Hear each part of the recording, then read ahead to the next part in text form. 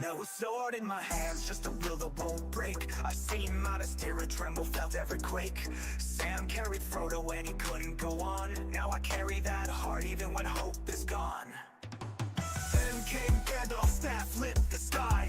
Even the darkest times still let light fly. From Isengard fall to Helm's Deep's last stand. I rise with the brave, not just sword in hand. Don't fight for crowns, I don't kneel to fate. I stand like Eo and I won't hesitate. Aragorn's cry, Theoden's charge in the fray. I'm the flame in the dusk till the break of day. I don't fight for crowns, I don't kneel to fate. I stand like Eo and I won't hesitate. Aragorn's cry, Theoden's charge in the fray. I'm the flame in the dusk, the break of day. Fellow of the rings, I give it all. From Moria's dark to Mount Doom's fall. Fellow, beyond the pain, we fight till it's over, we rise again. From ashes we rise, we answer the call. We stand for the light, we are one for all.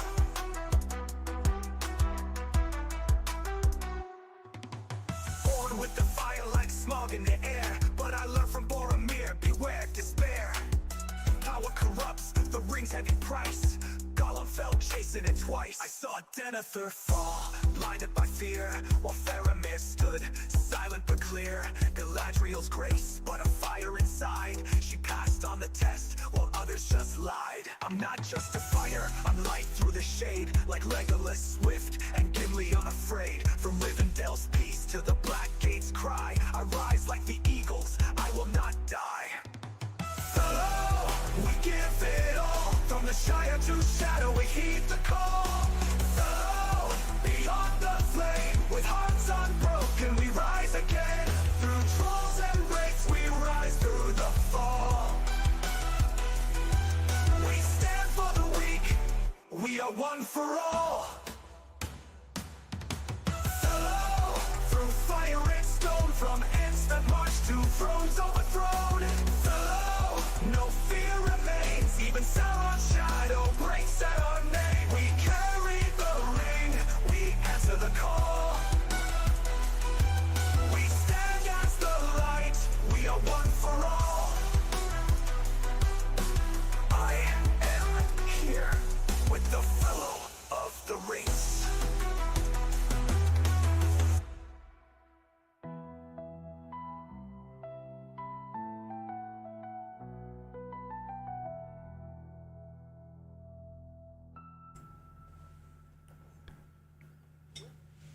Boa noite, boys and girls. Good evening and welcome to our Wednesday Rise to War session. We got some nice peeps in the house. We got Grimold being the first in the chat. Got Quincleona87. Good morning, my boy. We got Rob, Stalbo, Tyrus. Tyrus, I hope you're tapping into Rain's mind and getting her to join us for the mega server. What's up, Arsenal? What's up, Eric? Meu amigo, boa noite. And we got Precious in the house. Precious, I hope you're doing well. All right, guys. I look like a goat with this beard. Hope you guys having a beautiful day today, by the way. Don't forget to hit that like button and subscribe. All right, let's have a look at what we've been doing. Tyrus, you do it. Try to get Rain to accept being in the mega server. I hope you guys will make it because it will not be the same without Small there for shizzle. Let's make the screen a little bit bigger here. Let's do our free poll of the day, see where we're at, and get cracking here. There we go. There we go. Nice. By the way, if you guys want to support the channel, there's a few ways that you can do it. Right? You can. An energy drink ad. I wish I was getting sponsored by them. If you guys want to support the channel, there's a couple ways you guys can do it. We're gonna be releasing merch sometime in the near future. It's gonna be like customized. You can have your own team stuff on it or whatever. A beanie like this one. But you guys can become premium members of our clan. You can have the cool ring like Cleona has. Yes, we can get some Panda merch for sure. All right, that's one of the ways. That's one of the ways you can support the channel is by becoming a premier member of our channel. You just have to join next to the subscribe button. You can become a Hobbit supporter for $1.99 a month, all the way to Meyer, and that's I think $19.99 a month. That's one way to support. Or if you want to shout out or whatever you want to do throughout the stream, you can do super chats, and that supports the channel. But either way, you guys just being here with me is already very, very appreciated. Dahi, this is season 1, man. Come on. Have you not been following along all these last few weeks, my man? Come on. All right, we got this. I'm buying. Oh, I'm not buying. Of course, I'm not buying anything in the free account. Let's see what we got here. Nope, that ain't it. Let's do our free poll. What's up, Irons? How you doing? Kayuten Kaizen. What's up? That's good, man. Look, life is important, Private life is good. As long as the game doesn't suck out life outside of the screen. Everything else is good, man. Let's see what we get. We get an Aragorn or... Oh, there we go, baby. Most likely, I think the game is going to end up, even as a free-to-play, I have a hunch that I'm going to end this season with Aragorn King of Man as my... This is going to be a free full pull right here. Want to bet? Oh, never mind. Merry and Pippin. Ooh, respect 1 for free. Not wasting... Not wasting. I'm not using my thingy majiggy for that. We just acquire some gifts. What did we acquire?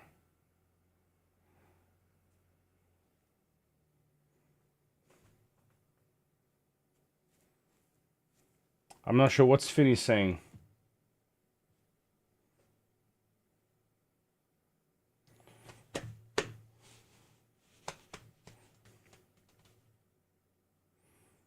This is a safe place.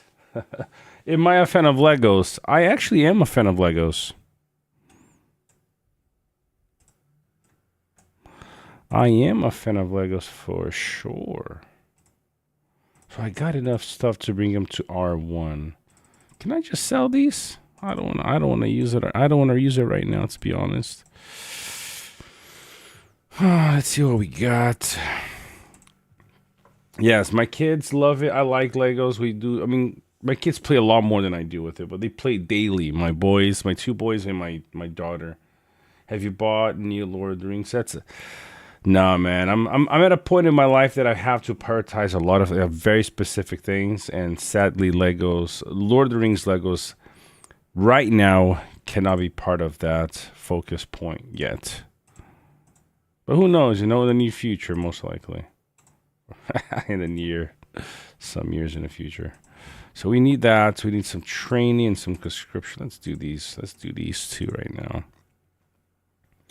All right, finally. Woohoo! Let's go. That's what I needed for Elmer. Yeah.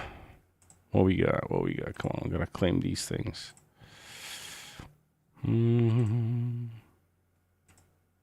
Let's go. What do we get? Oh, man, I don't want to buy stuff. Never mind. See, all these free stuff. This is the one I was looking for.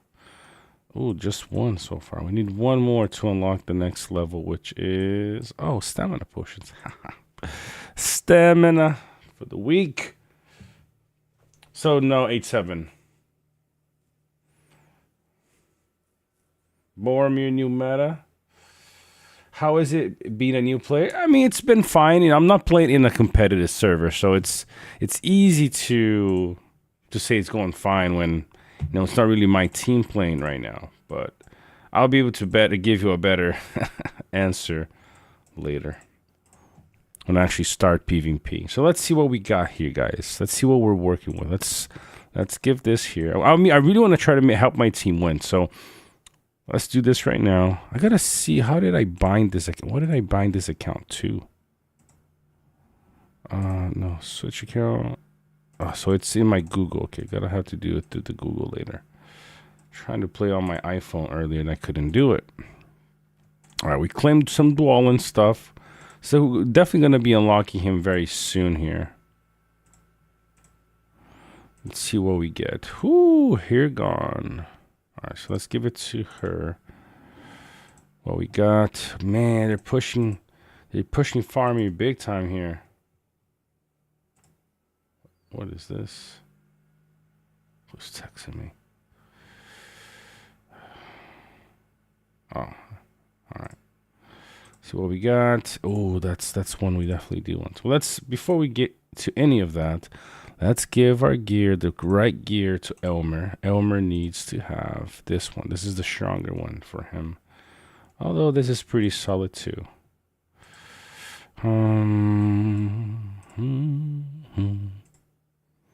That's not the one I need. Oh man. Alright, I'm gonna leave it at that for now. Let's give him this one. Yep. There we go. That's what we need. Where is my army?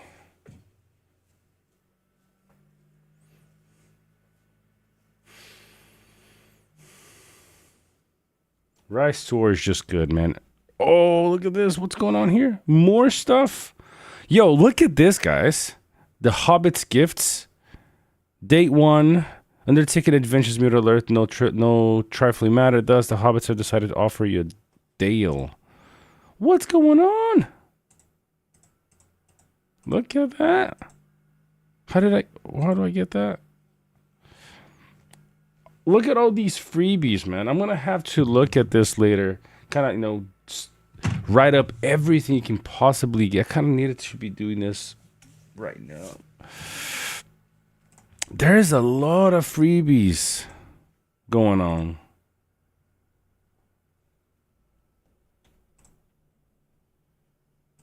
All right, I'm going to have to start making forts and going where the team is. Let's see what we got. Fellowship. So I got to go do some of these things. What else? Oh, we need some. Where did it go? The whole Frodo and Sam thing. Is it here? Not this one. Oh, nope. I'm buying this. Nope. Maybe it's this. Here we go. Somewhere around here. Math and Battler. Fertile Lands.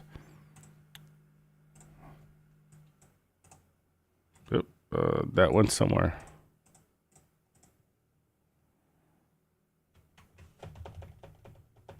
All right. I guess it's like it's probably like a login stuff, isn't it? Yeah, we'll check it out a little bit later. So we need some troops. Where are my troops?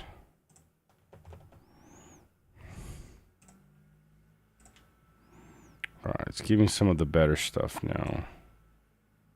Let's burn through these guys. Yep.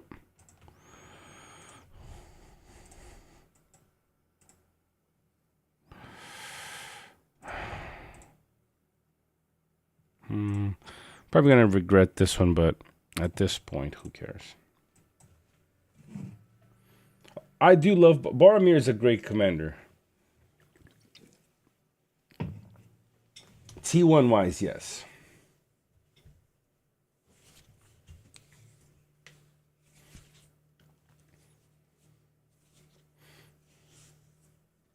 Why looks different than your account? Because this is a season 1. In season 1, there are a lot of elements to soft introduce the game mechanics for players. So there's a lot of free gifts that people get. There's a lot of stuff that I've been getting. As you guys can see, I already have 6 commanders unlocked, completely free to play, and quite a bit of respect for some of the other T1s. Almost But I most likely will have all T1s unlocked by the end of season 1.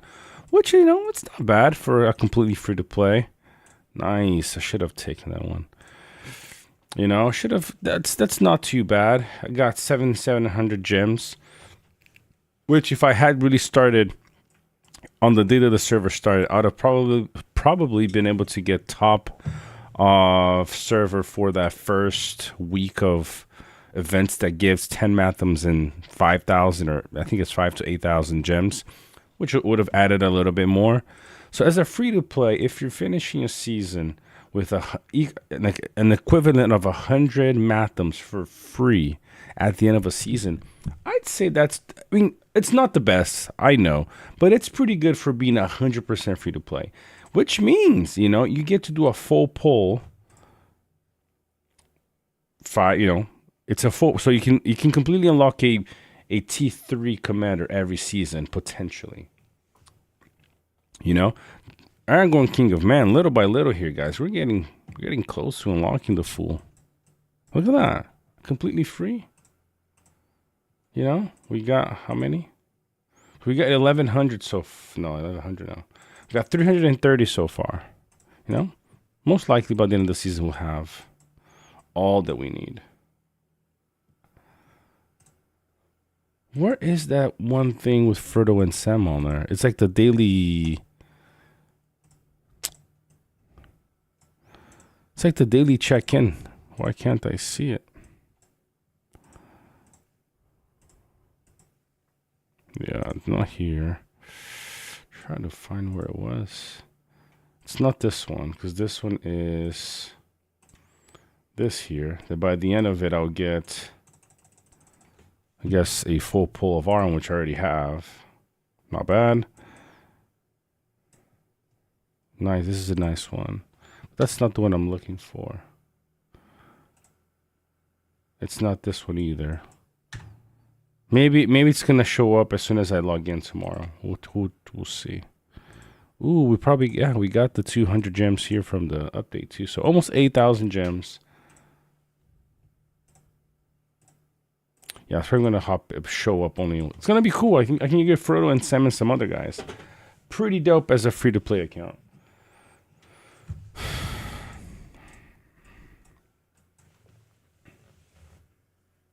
S1 has so much boring trails.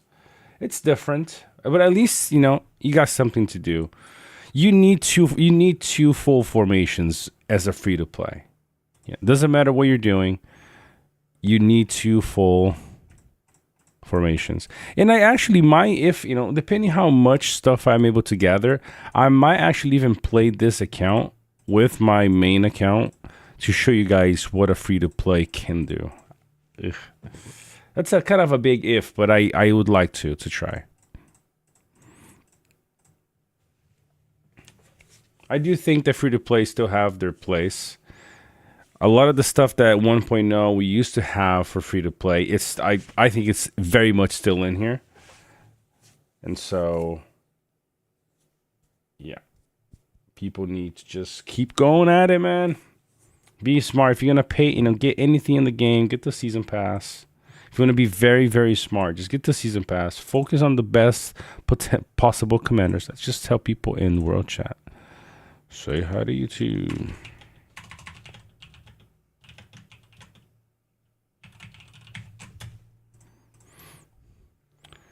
So be very smart with your spending. Only have one PvP formation. For the first 2-3 seasons, if you're a brand new player, do not put your respect into anybody until later in the season. Unless it's going to be completely competitive and you want to start doing stuff, just don't, man. Just be patient. Learn a little bit more. Be patient. Look at all this stuff we already have. We're not going to use. I could get Legolas to R1. Do I want that? Maybe he might be one of my main commanders in this account because I already have him unlocked. But maybe not, you never know. What if I get lucky, and I get a Gimli? Or, in season 2 I get a Shadow. I don't even know what commanders you have access to in season 2. So I'm excited to see what it looks like. So if I get Shadow next season, I might want to sell those 5 items for some Shadow stuff,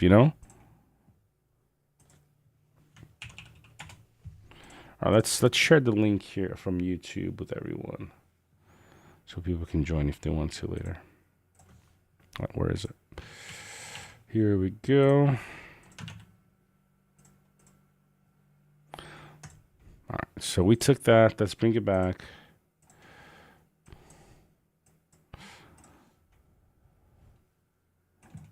All right, freak. Come on, man. I need to get to 30 quickly. I'm taking forever to get to 30. Let's actually do these. I'd probably be at 30 by now if I was actually doing these right here. Let's just go take these guys out. Ooh, let's maybe do this first. I don't know, guys. I really enjoy this game. Honestly, I have fun. If I didn't have a job, if I was able to freaking sustain myself by just playing, I'd be streaming a free to play account for 8 hours a day. I'd be doing this all day. Honestly, what's up, Keto? What's up, Cass? Look at, I love seeing it. Johnny boy, man, I got some good faces up in here right now. So what's up, Simon? Sexy taking their whole area, and I'm here trying to get a gang of 40 people to take keeps. Do it, Dalbo. Do it. This is how we do it. Where is? There we go. Let's see the chat here. The more fellows say no, I ain't buying this, the more I think he's gonna buy that. I'm not. I'll show you my main account at the end of the stream, and and I'll show you what my goal is for the account. There are a couple of commanders that I still want to ascend and do stuff with. So I'm saving all the money. That's as much as it would be cool to just do stuff. I don't have, honestly. I wish. I'm not playing humble here. I don't have the kind of cash just to to pump out into accounts just for fun. So I gotta do what I gotta do. So it has helped me to have that kind of a scarcity mentality, because even on a big account, if you have that scarcity mentality, you might do a lot better than other people at your level, just because you're trying to just get that little extra juice out of your formation. And trust me, next season, guys, you're gonna have some fun watching how we play next season. Just stick with me, you will not regret it. Devs are trying to make this game look like other mobile games. Strange decision. Well, I get your point in saying strange decision, but think about it. If you're trying to bring players from other games to your game, you have to bring some elements that are familiar. So they're like, okay, oh, that looks cool. Oh, that's kind of like, that looks like the game that I used to play. I want to check it out. So I understand your point, but at the same time, they're gonna try to bring that familiarity, so people have a higher chance of trying it out. Look at that. I mean, going a freaking R1, R0. All right, so we're 28. Let's do some more here. Need a little bit more.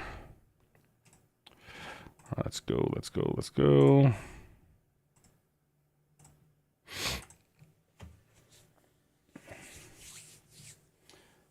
Morgan from lane kicked at the end of last season with Boromir. No, Boromir is very decent.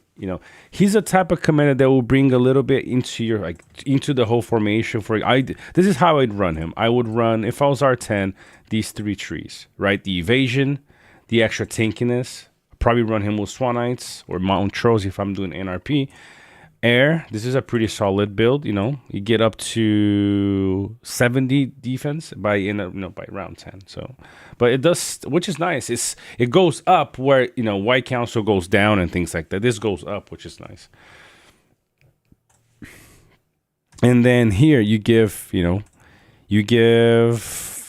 let's see, so it affects all 4 formations, and then he gives, so it could be that it's actually solid for every 100 command. Let's see, if you have 500 command on him, that's 15 plus, that's 33 of attack. It's really solid. So he is probably one of the best T1s, I'd say. He is a really good one.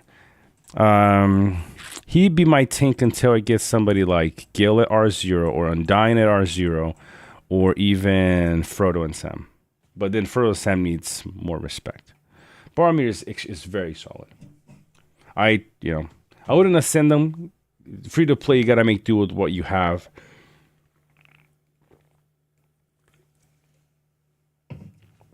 I mean, I send them to legendary, but that's about it.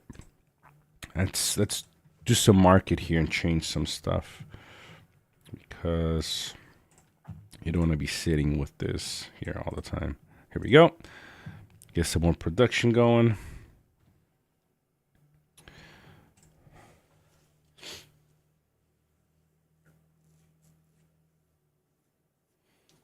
Boromir damage evasion skill is only half evasion skill than Undyne. Exactly, but he's a T1, and remember, Undyne is a tier 3. A lot harder to get. Yes, you can get Undyne working at R0, but still, it's a mythic. Much harder to get than a tier 1.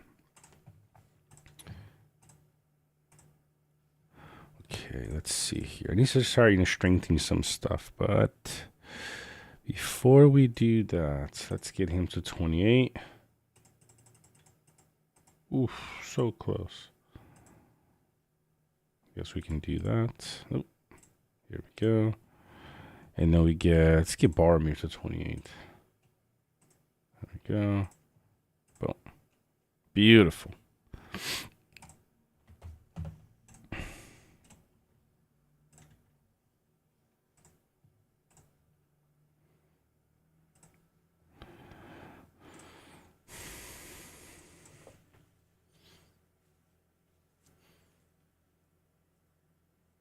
I think Agzok is better T1. He is better T1. The reason why I'm not comparing them to is because they have two different roles. He's a support. Agzok is a damage dealer. But yes, Agzok is definitely the best T1. They made it much better for free to play with proper management. They can PvP. I would have to agree. And I missed quite a few days of free polls. I think if we go back to every single stream that I actually have done, every single free poll was either respect or a full poll. So it's been really, really decent. It's been solid. So 2 more polls we get this. Look at that, we get more. Yeah, boy. So 2 more, we get more. Nice. We get something at least. Yeah, there you go. 17 more, we get a gold piece of gear, which it's focus, but that will work well with Gandalf the Grey or Gandalf the White if I get it in the future. Exciting for shizzle. Look at that, Tyrus is here. Ooh. Tyrus, man, I'm really counting you to get small in the mega server, bro. I really hope you guys play. If not in this rotation, at least in the future, the next one. It'd be really cool to have you guys. Okay, so we gotta do some sweeping now. In Gondor, same season. The season is dead. I mean, it is. S1s are pretty slow. Not sure if the ones that started, 2 weeks ago or 3 weeks ago are better. But yeah, a lot of these are very, very quiet.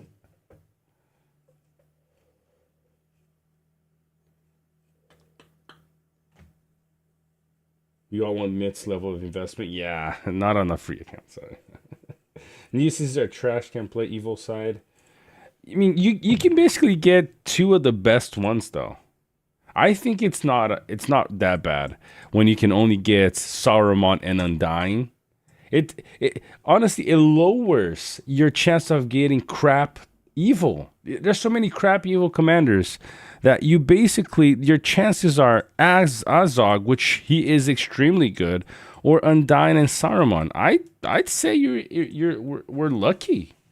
If you're gonna play NRP, we're lucky, honestly. I mean, let's see what the chests give us. Blessing. Let's see what evil commanders they give. So no evil commanders in this one. Maybe I'm pulling off the wrong one then. Let's see. This is probably going to be the same. Oh, no gold gear on this one. What the heck? I'm pulling up the wrong one then. Okay. Maybe it has a better open rate though. For the evil, I'm going to have to go into this one. And then look at that. Look at that. As mythic, I can get... Oh, just two. Sorry. I mean, yeah, Saruman. Look at it. I don't know. This looks pretty good. Although, look at the drop rates for invitations. That's probably why I'm doing so well in commanders. 1.4 and 0.6 legendary. 1.4.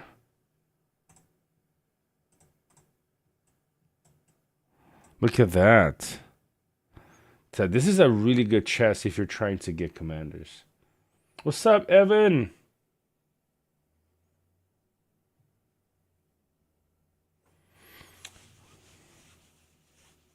What's up, Parukil? Look at this. So the mythic ladder is 1.4. The flawless invitation is 3.4. And an exquisite is 8. So if you're trying to get a commander, this is the best chest to kind of go out and stuff. Of course, I get Dane and Barbo R1 being free to play. Man, Dane, you're doing good, man. You're getting Dane. I'd be so happy if I got Dane. What you talking about, man? You should be praising the heavens. All right, so let's do level 10 mobs. Probably, yeah, let's do a bigger mob. What is this? What level is this? Man, I wish they had the levels of the mobs next to the stuff here. All right, we can do this one. Do we have any more stuff? 27. Yep. All right, 28 on this dude.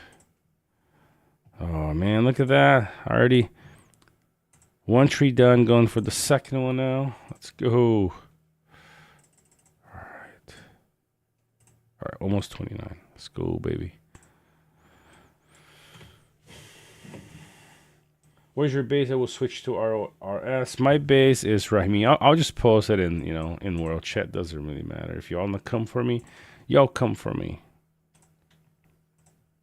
My base is right here, guys. My base is right here. Arsenal, how much better is Frodo and Sam ascended? Well, you get the extra stats from when you ascend. So it's just that really. You can do full trees ascended or not ascended. So you're not losing out on skill points, just the stats, that you get a little bit of increase when you ascend. That's all in this case. You got King of Men. He told you everybody's getting King of Men. Now, is he the best commander to get? Most likely not, but at least you got a you got a tier 3. He says a free to play, you got a tier 3. This. I know this guy's exact in-game coordinates. Oh, now so does everybody else. So does everybody else now. Nah, best investment in that S1 is the gear chest. We'll see. I mean, I'm pulling for free, right? This is the free. I'm doing that free stuff. I'm not using any of my gems. So to get commanders, I probably say go for this. If you need 4 commanders, just do the free pulls on this one right here. This is looking pretty solid. It's 7 openings and got 7 commands. Either an invitation or a manuscript in every single free pull. So it's been solid so far for commanders. What's up, Matix? Order in a house. Order is already green light to participate in the mega service. Shout out to Matix.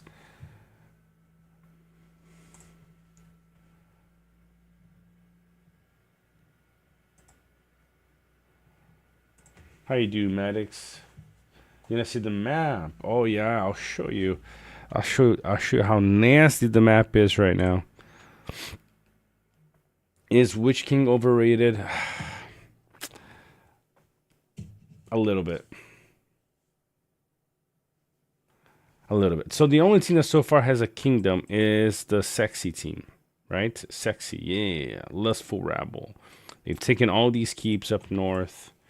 And everything else is kind of blah. I don't think we've taken this. Oh, I know we've taken a few keeps ourselves right here. See, look at that. Taking a few. Boom. We're getting ready for this one. And you have this other team called the Swanites. Very original. Taking the keeps in the east. And you got, I mean, look, for being a dead server, people are taking keeps. People are taking keeps. So gotta give it to them. And in terms, let's look at commanders first. Ooh, 41 already. You got this guy rocking some level 41 commanders. R2. Bill with the Galadriel. I think the God Light. Ooh, that is an OG name. Of course, not the same person, but this guy is the guy that has probably, look at that. Oh man, he has put something into this account for sure. Oof, where's the other ones that he has? Mr. Torture, R0. Now look, I need to look at the samurai. Oh, this guy also had some respect. R5, Legolas, R2, Galadriel. Jeez. R3, Gimli. Wow. And R4, Gandalf the Grey. That's pretty crazy. Master Kugai. Shout out to Master Kugai for subscribing to the channel. Welcome to the coolest place. R7 Gimli. Coolest place on earth. R3 Undying. This guy's going to be using this account. This guy is crazy, man. Crazy in a good way. And then his other one. Oh, he already has Azog at R3. Jeez Louise. What is this guy doing? Man. This guy's going nuts here. All right, so let's hit a couple more guys here. I think we can do this one. Nope. Too weak. Need something stronger. Let's go over here. No. Mobs. 2025. Let's go over here. All right, baby.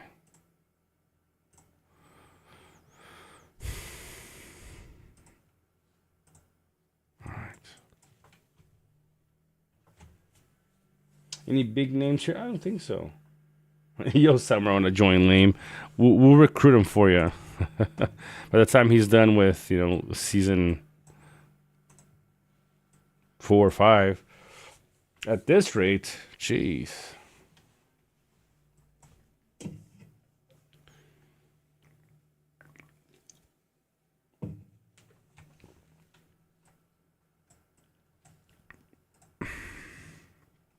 Let's see what time they take this.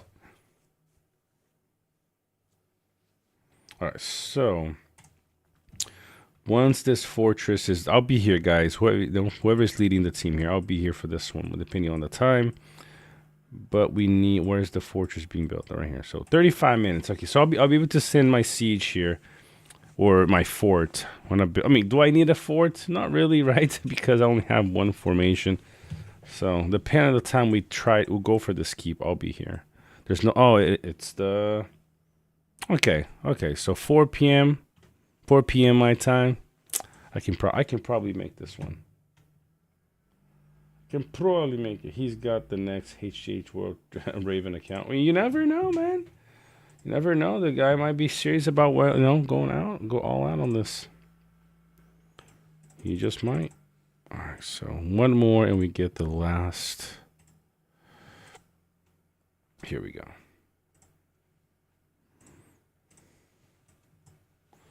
Get the last one. Is Ascension worth it when you can level up other commanders? I say Ascension is only worth it if... Look, this is money.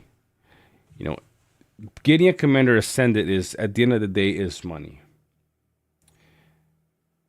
I think it's worth it if you need his relic, the commander's relic. Other than that, I would, what's up, G2R? I wouldn't go crazy. I wouldn't go crazy.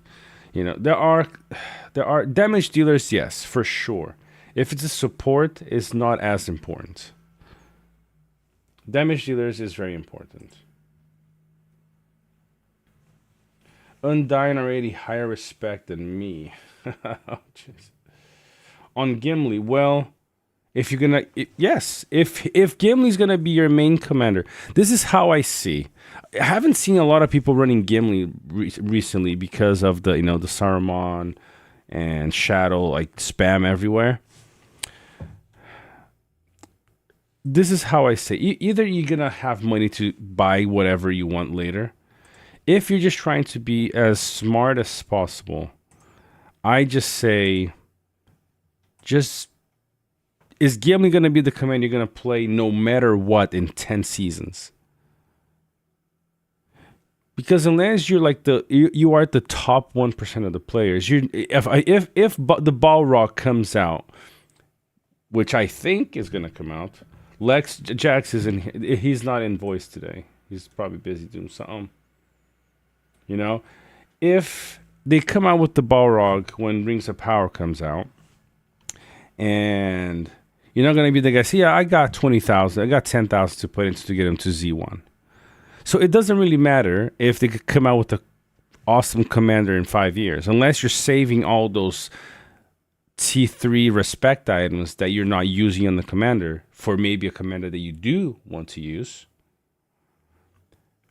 If you're not going to be that person, just choose 2 commanders and then just put everything to them. But win or lose, that's your formation. This is one of the reasons why I'm saying don't, if you're not gonna, if you don't know what you're gonna do with these commanders right here, the manuscript you can't really exchange. I think. Let's check. Let's have a look. I don't think you can sell manuscripts. You can sell the respect items, yeah, but not the manuscripts. So because of that, you can kind of just use the manuscript. But respect items, King of Man here. Let's say these were respect items. Okay? Then if I'm not sure if I'm gonna run King of Man in the future, just save them. Save them for 2, 3, 4, 5, 10 seasons. You don't know what you're gonna do with it, so might as well just save it, And then maybe in 5 years, 2 years, you have all these respects saved up that you can sell and buy respect for an actual tier 3 that you want to use.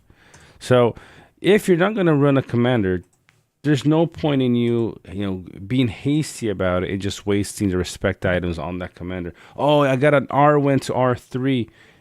She's not going to do anything for you. So why did you just waste items when you could have sold it and bought some Gimli stuff that you're actually using? That's the mentality you gotta have. I remember it in 1.0. You guys now might know him. There was a play called Dark Lord Stallion. Anybody remember that name? Dark Lord Stallion.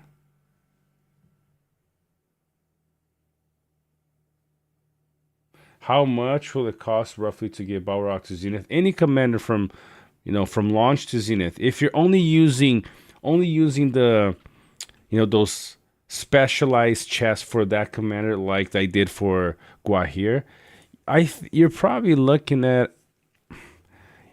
anywhere between 5 to 10K, I believe.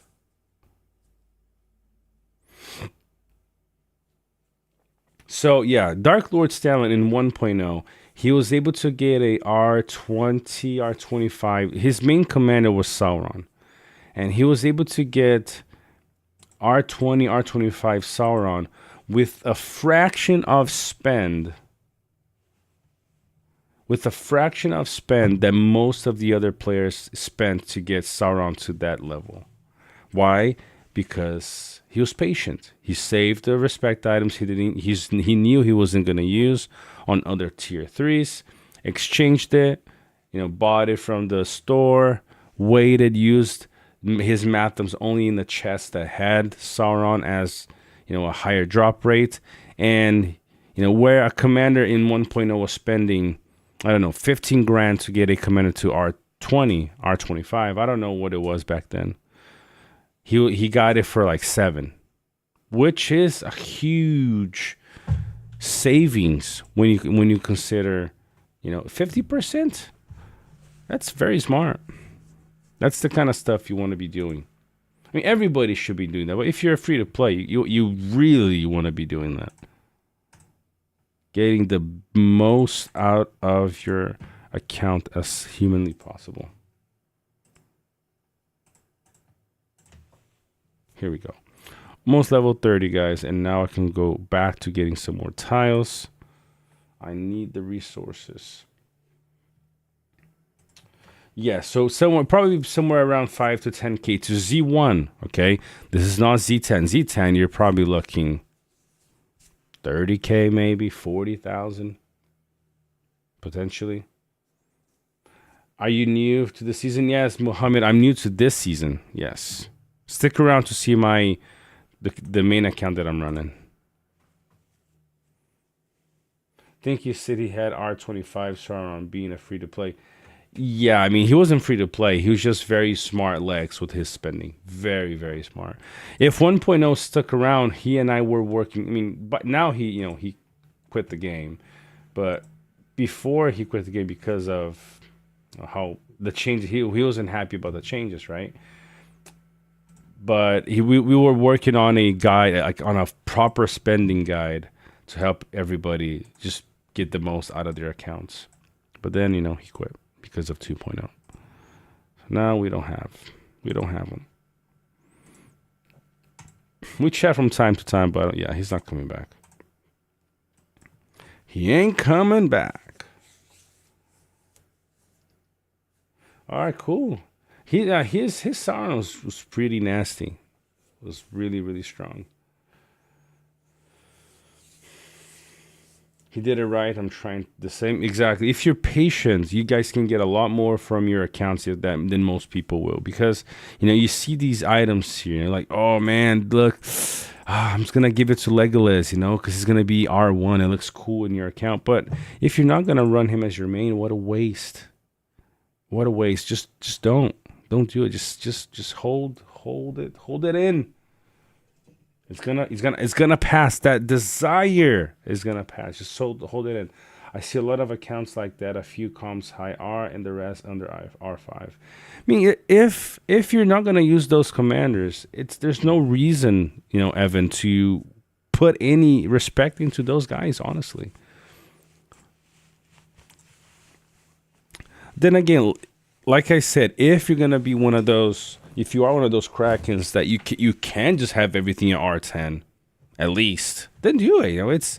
But we're talking about people here trying to optimize the spend because they don't have that kind of cash, which is 99% of the player base. This is the kind of stuff I'm looking to do. See, this is one way that you can force. I don't know if you guys, maybe most of you guys know this by now, but if you don't, this is one of the ways that you can force a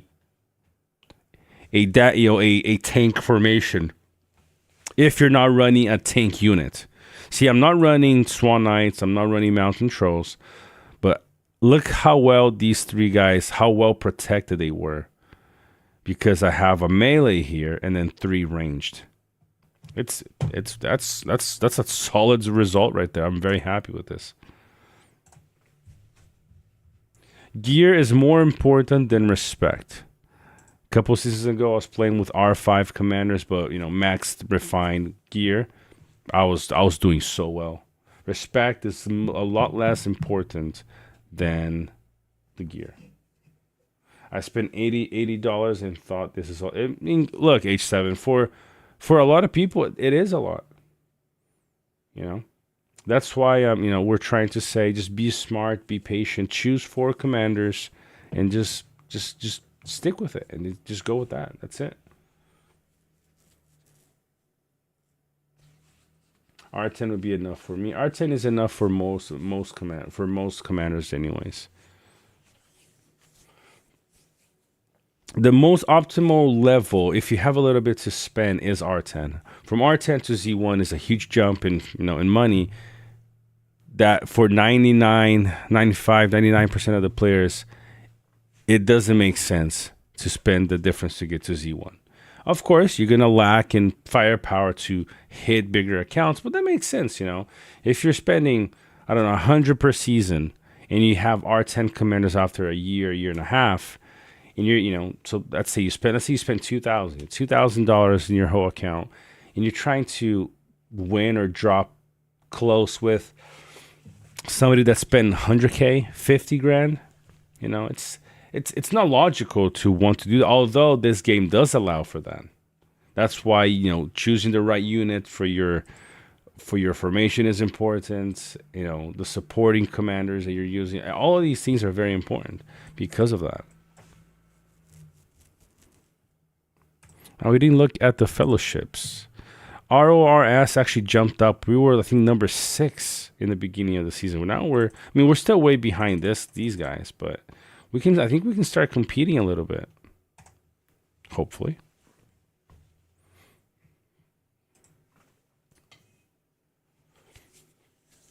Yeah, 8-7, just 4, nothing more. Everything else is your pathing, is your sieging. Don't care. As a free-to-play low spender, you don't care about anything than your main 4 commanders. That's it. Just work to make those better. And there are a lot of ways that you can do. And I'll show you one of the ways later in the season once I have all the units unlocked and stuff. Oh, I can actually do that right now. Unlock a different quarter. Not that I really need it, but at least it's extra. Yes, this is I'm gonna need this right here. What the heck was that? Oh, I don't have level 30 yet. I'm so far behind. Alright. I need some more here. So we already have these 2. No, I'm just gonna leave it for now. I'm not gonna I want the mysterious one. I need those other units. I need this too. What would be your tip for a strong formation? NRP or NRP, Tyrese? Look, tell me, to make it easier, you know, because most of the tier lists that usually we do is based on the whole spectrum, right? It's like the best of the best. We're not taking into consideration, you know, it's low spender, free to play. So let's set should we set the standard here? R10. Now, RP or NRP? I think in Tyrese you play with small, so I'm assuming it's gonna be NRP, but you tell me. Maybe you want something different.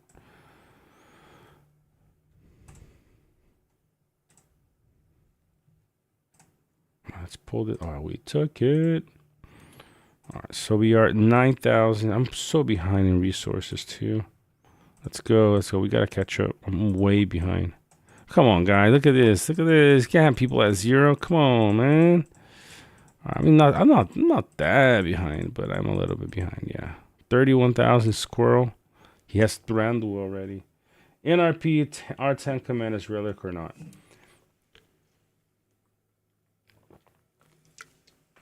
Let's go no relic because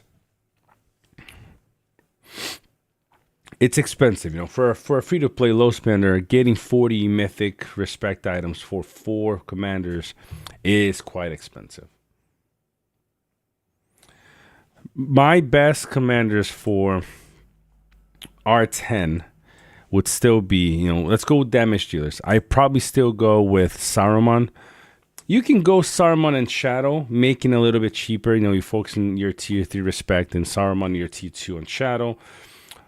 But I kind of like to play, you know, Saruman is your go-to. He has so many instances of damage that are not normal attacks that he would be my one that you do not want to go without. And his relic pumps his damage, but he's not relying on his relic to do a good amount of damage. It would likely be Saruman and Bjorn would be my 2, right? If we're talking about Mythic. If we're talking about Legendary, will probably then be Shadow and Gimli. If we remember, not talking about relics. So Shadow and Gimli will probably be my 2. So out of those 4, you can kind of play, okay, so I can get Saruman and Bjorn, or Saruman and Gimli, or Saruman and Shadow if you want to do it that way. Those would be my top 4. Skelhem is great, but you do need her higher respect to be able to give that complete package, and she does need that relic to really give that early round high amounts of damage that helps you take out 2 and sometimes 3 formations on a stack. Those would be my 4. Supports, then of course you can go with Undying. I mean, I probably go with Undying. He's extremely cheap. You don't even have to go R10 with him if you don't want to. R4 is more than enough. And probably your traditional, either your Sauron, because it's also very free to play friendly, or your Gandalf. Those would be my 4. Sadly, it's like, man, you really telling me that are basically these are like the best 4 commanders to run in the meta? They are. It's not. It's not coincidence that most people are running those four commanders in kind of a different, if you're more focused on evil, it might be Undying, Shadow, might be Undying Saruman in the 4th, maybe Shadow in this case. What's up, Darkness? And good side is usually, some people are running Gil still because it's very free to play friendly. And you have your Gandalf and Gandalf the White, Dane and Bjorn. Right, so at R10. But if you're just trying to really go the cheap of the cheap and be able to do some stuff, there's a little bit of nuances here and there, but Frodo is a great tank, probably the best tank in the game. Just pure tank. He is the best. There's not a single commander that is able to take so much damage and basically still take no damage at the same time because of the evasion, the 30% damage reduction, high defense unit, and all that good stuff makes him the best tank. Now, one of my favorite things to play would be Frodo and Sam Gandalf, and then 2 damage dealers. That's a very decent setup too. I wouldn't use Isildur because of the focus. Focus bypasses defense, so his R4 basically goes to waste.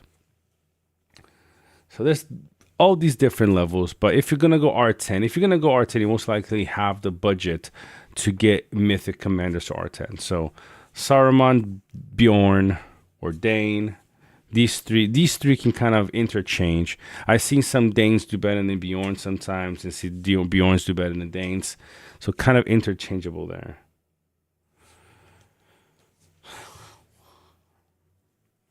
Pete, if you wanted to run mostly dwarves, would Falcon, Dane, Thorn, and Gandalf the White be better, or would it be better to replace Gandalf with Gimli? Nah, I would never run. I've seen there are a couple of players. TNT is one of them. I don't know. Then you have Falcon OP, I think is his name. They run all 4 dwarves.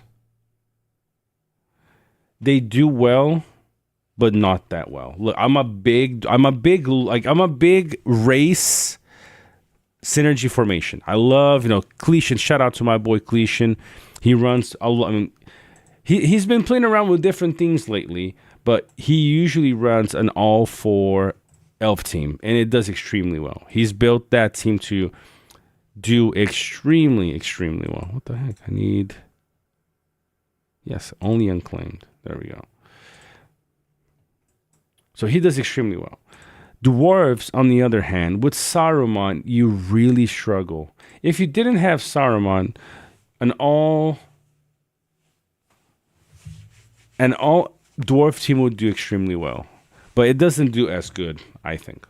I love dwarf teams. I used to run Ball and Retaliant 1.0. In one of my accounts, I usually main Falcon. I always play Dane. I have Thorn, High Respect. I used to main Ori in 1.0. Made him work extremely well. But dwarves do suffer a bit because you have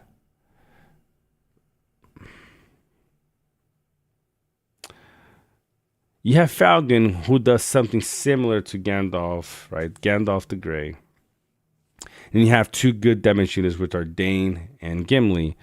But then the 4th one becomes kind of a wild card. You're not going to run Ori. You're not going to run Dwalin. Your only choice really is Thorin. And Thorin, he doesn't really fit with the synergy. It's just not as impactful. Now, if you really want to run an all elf team, dwarf team, and you're okay running NRP, CLF has run a very successful Falcon build, And if I'm not wrong, it consists of Falcon, Undying, and then 2 damage dealers.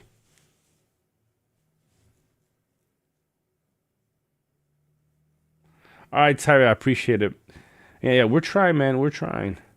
So if you run a mostly dwarf team, I probably put in Undying, because Undying serves as a protection for the tank, and he serves as a mitigation, for kind of your white council and things. So it's weird, but it works really well. It usually performs better than having Gandalf the White in that setup. Weirdly enough, it's performed better for some reason. RP scenario. All right, so in the RP scenario, you're gonna suffer a lot, Pete, running an all dwarf team. If you really want to run, what I probably didn't run is what I used to run similar. Falcon as your tank, Gandalf the White, and then Gimli and Dane. That's probably going to be your best team in that setup. You say, yeah, Thorn is such a good commander. Yes, he is a great commander, but he is not necessarily for that formation, for that build, But you could try. You can try depending on the unit you're going to run. You can potentially run Dane and Thorin, Gandalf the White, and then Falcon. I think that could also work. I mean, let me ask the guys on Discord if they do. Give me a second here.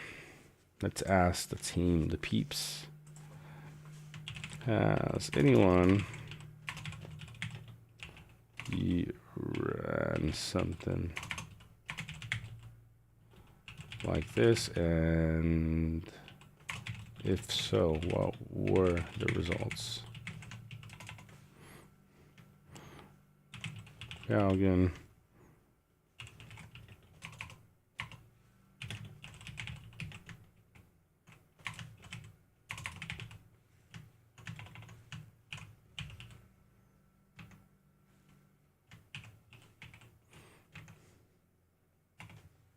all right, let's see. I remember the OP fellow Falcon. Yeah, Falcon, I wasn't losing to anybody.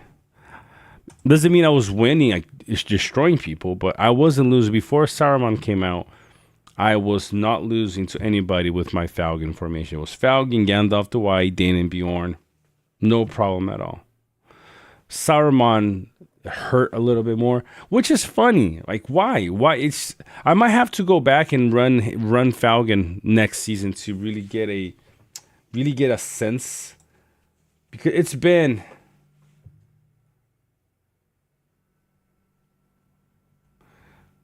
it's been a couple of seasons since I've actually, after PB, I ran a lot of Falcon in PBE when Saruman's update came, and it suffered a lot. I was getting wrecked by builds that usually didn't do anything to me.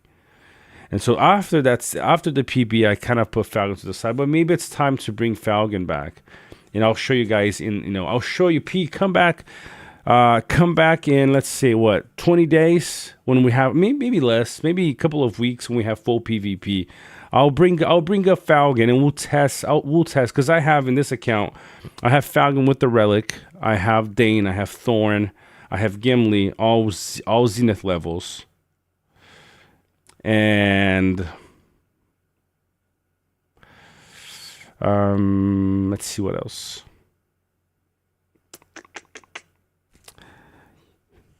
Why? Ramiro, let me explain. So, let me explain how my build used to work, and I'm going to explain to you why it's weakened now, and why, for example, CLF. I'll open my main account in just a little bit, 8-7, and why CLF's Undying and Falcon build works really well. So let's kind of go walk backwards a little. Falcon has a very similar skill to Gandalf the White Council, but only affects 3 formations, whereas Falcon, right? So if you go to his skill here, you go to Thrain's Guards, it's 8 instances, right? Up to 30. and then you get, it's modified by command, which is great. You can go up to about 60, 65. It's 30% under 30, 35. It's lower, but it's comparing to Gandalf the Grey's White Council is actually quite strong. The issue is it only 3 allied units. Formations. Oh, units. Let me look at something here again. Now, see, this is something because I haven't played him in a while. It's something I just noticed again. White Council, right? It's formations. Okay? The whole formation, unit and commander. Thrain's Guards is only units. So that alone makes Thrain's Guards a little bit weaker because it's only dwarves, which they're not bad to run, but it does lock you into dwarves for this build. And it's only the units. It's 1 extra instance. White Council is 7. Okay, not a problem there. But how I used to run, just, because of Sauron 2.0, not 2.5, 2.0, the speed, it could do all these crazy things. I used to combine White Council with Thrain's Guards to maximize my damage reduction for the early round. And I used to run either Swan Knights or Great Beasts or Mountain Trolls on Falcon as my tank. Used to work extremely well because the only way to really hurt me in the instance was people running Shadow, and I would counter that by running Swan Knights. The more expensive of the two that I like to run, Mountain Trolls and Swan Knights, but I would then, save the instance of damages from the other formations on Falcon. When Saruman came out, he hits multiple formations with skill attacks. It's different than Shadow. Shadow are normal attacks. Okay? In this case, the protection from Swan Knights does not help here. Okay, so for the first 5 rounds, deals focus damage to 3 unit, enemy formations. At level 5, then deals focus twice. So it does twice every round. This made it so White Council and Thrain's Guards are spent probably by the end of round 1.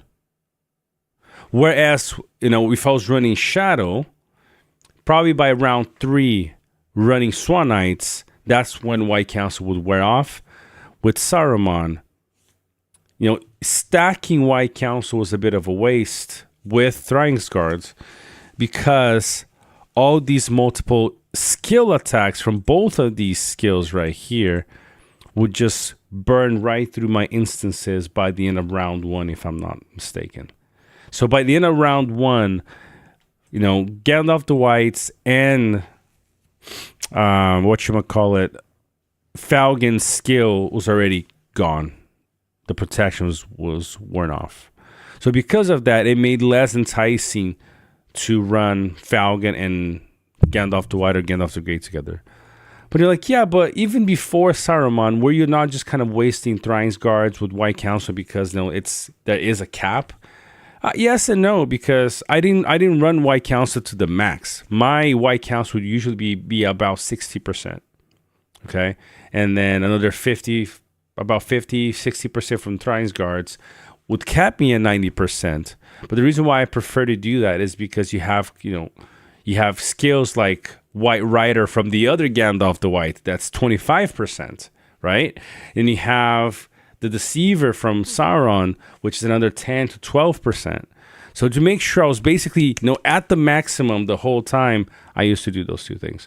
Now with Saruman, that protection, it's not saying that you shouldn't run White Council, but running those two things, that's what Falcon really brought to the table. It was that support for the damage reduction. But you're like really, that's all you were using it for? No, because Falcon's skit made him with his relic, okay? Not without it. Without it, you're probably better off just running Frodo. But with his relic, where is it? Oh, where? I can even. Oh yeah, you don't get access to relics in season 1. With his relic, you have up to at the max level, you have 24% damage reduction to your own melee units, the whole fight. So that, with all the skills that he has, right? This is the the mini version of White Council. Here, I'm stacking some more defense. I can get 30 defense here on skill. I can also do some healing and some debuff right here. It's some extra defense. So I can get 40 defense here, cleanse and healing, and then a mini White Council and the damage reduction from his relic all made him into a really good tank. Right? I hope that makes sense.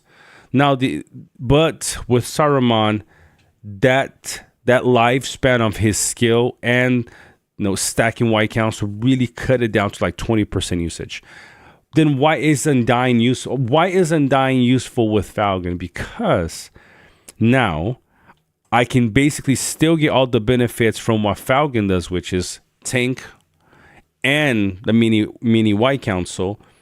And then Undying's evasion makes it so the Thrice Guards doesn't wear off as quickly on the other 3 formations, because first I evade, and then only then Thrice Guards instances get chopped up by Saruman, Shadow, or any other damage instance.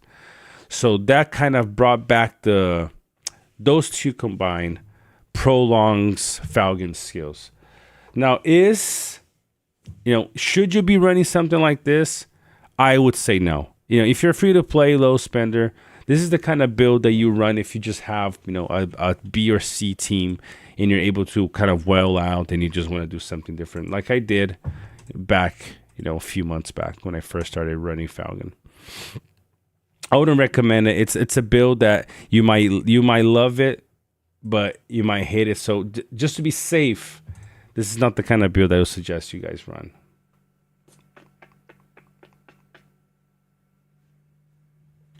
All right. You're welcome, Ramiro. Is the Nazgul like the Nazgul and Kamo in my free to play? Use Kamo and Shadow for White Council. Yeah.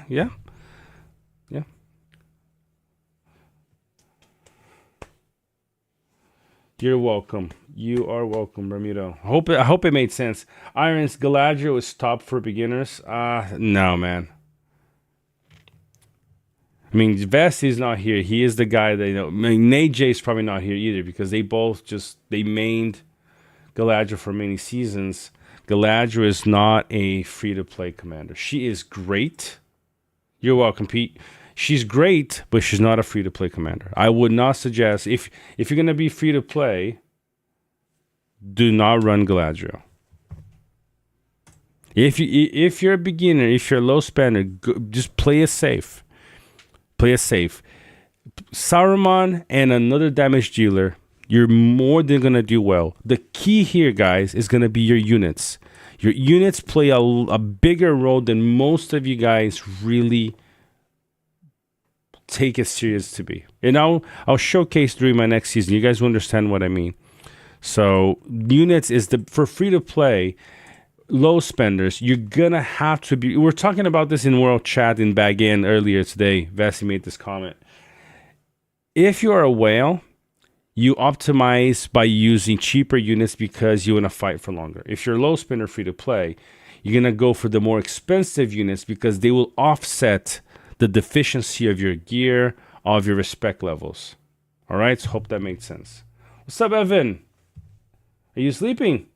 We need a unit tier list. Yes, that's what we talked about yesterday, H7. At what R level and focus level does Sistar become useful? That's a good question.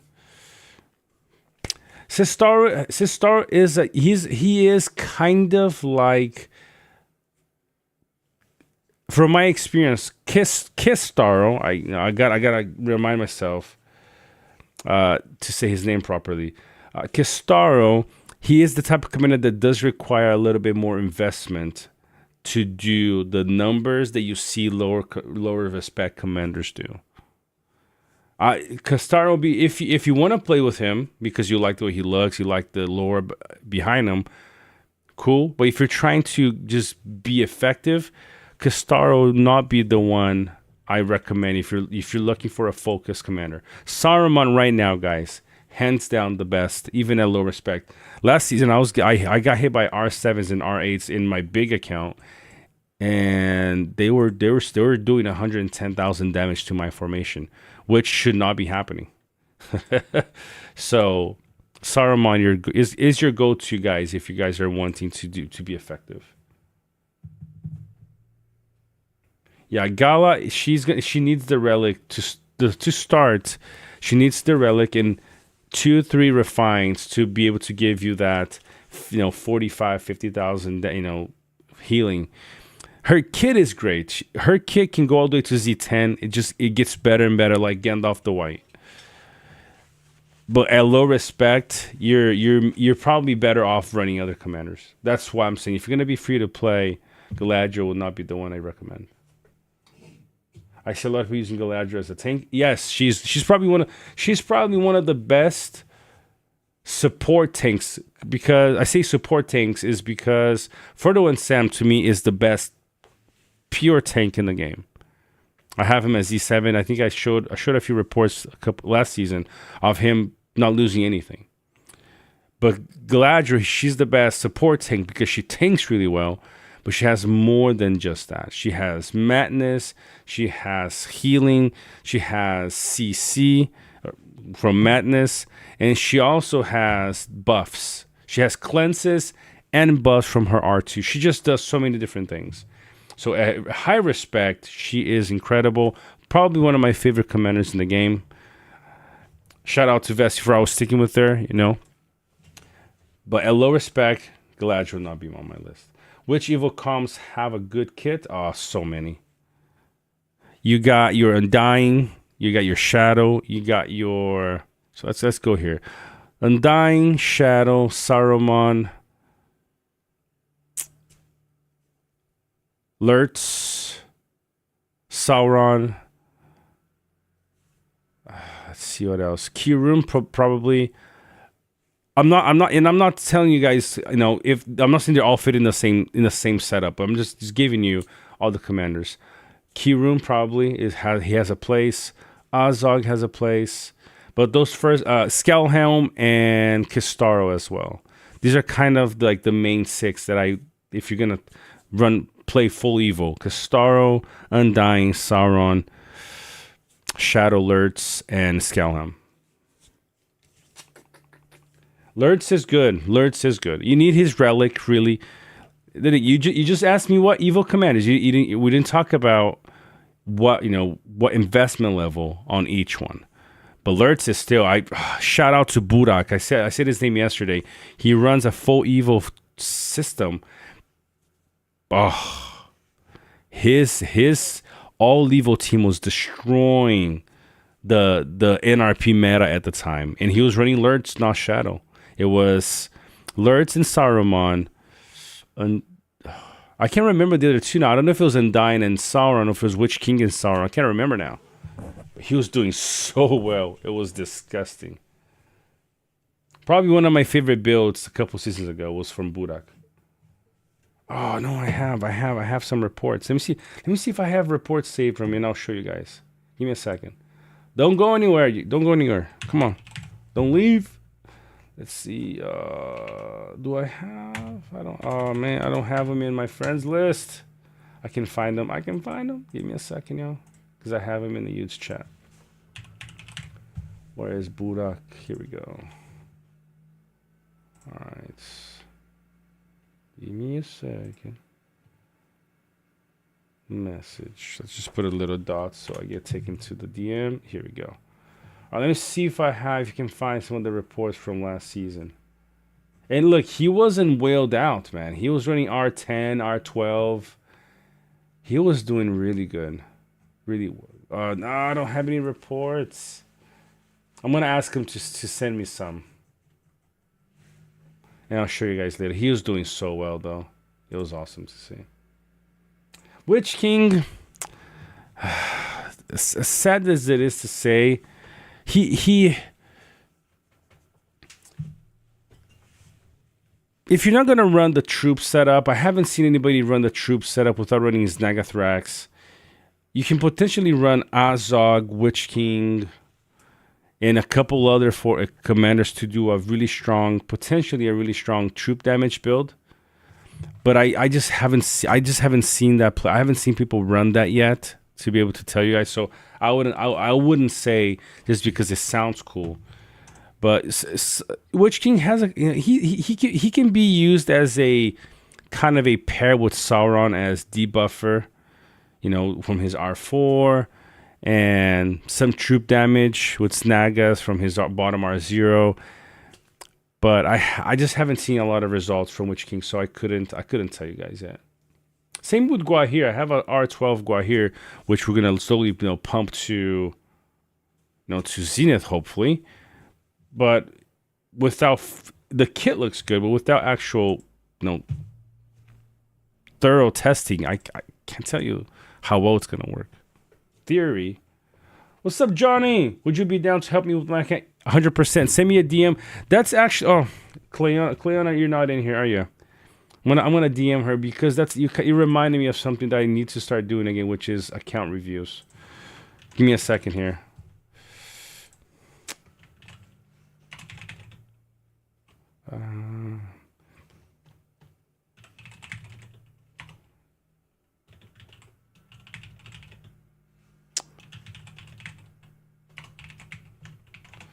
All right, cool. I messaged her. Yeah, let's do account reviews. It's something that I liked. I used to like do. I did a couple of times in a live stream, and yeah, I think it'll be good. Let's see. Let me check out some of your guys' comments. I'm running Star R3. He's definitely the best. Low respect, DD. He's amazing. He's great. Of course, you want him at R10 to get all 3 trees. But R10 with his relic, slowly refining it, you're set. What you guys have to understand, and this is actually what keeps me up at night when I'm trying to improve my builds. I'm thinking here, oh man, what if I switch this unit for this unit? Do I save a little bit of resources? Do I save a little bit more time so I can battle more? The optimizing is not just about having more respect or more gear. It's about, okay, with the gear that I have, how can I improve? Maybe instead of running Woodsman, I'm running an all R10 team. Instead of running Woodsman, that might give me a couple of instances of evasion. Maybe I run War Drummers, because War Drummers is going to give me that extra 20% damage on my Saruman. Okay, I might not survive the whole fight, but I might do 20% extra damage on a Kraken, which is huge for my team. Those are the wins you guys have to consider. It's not always about, I gotta have more stats on my gear. I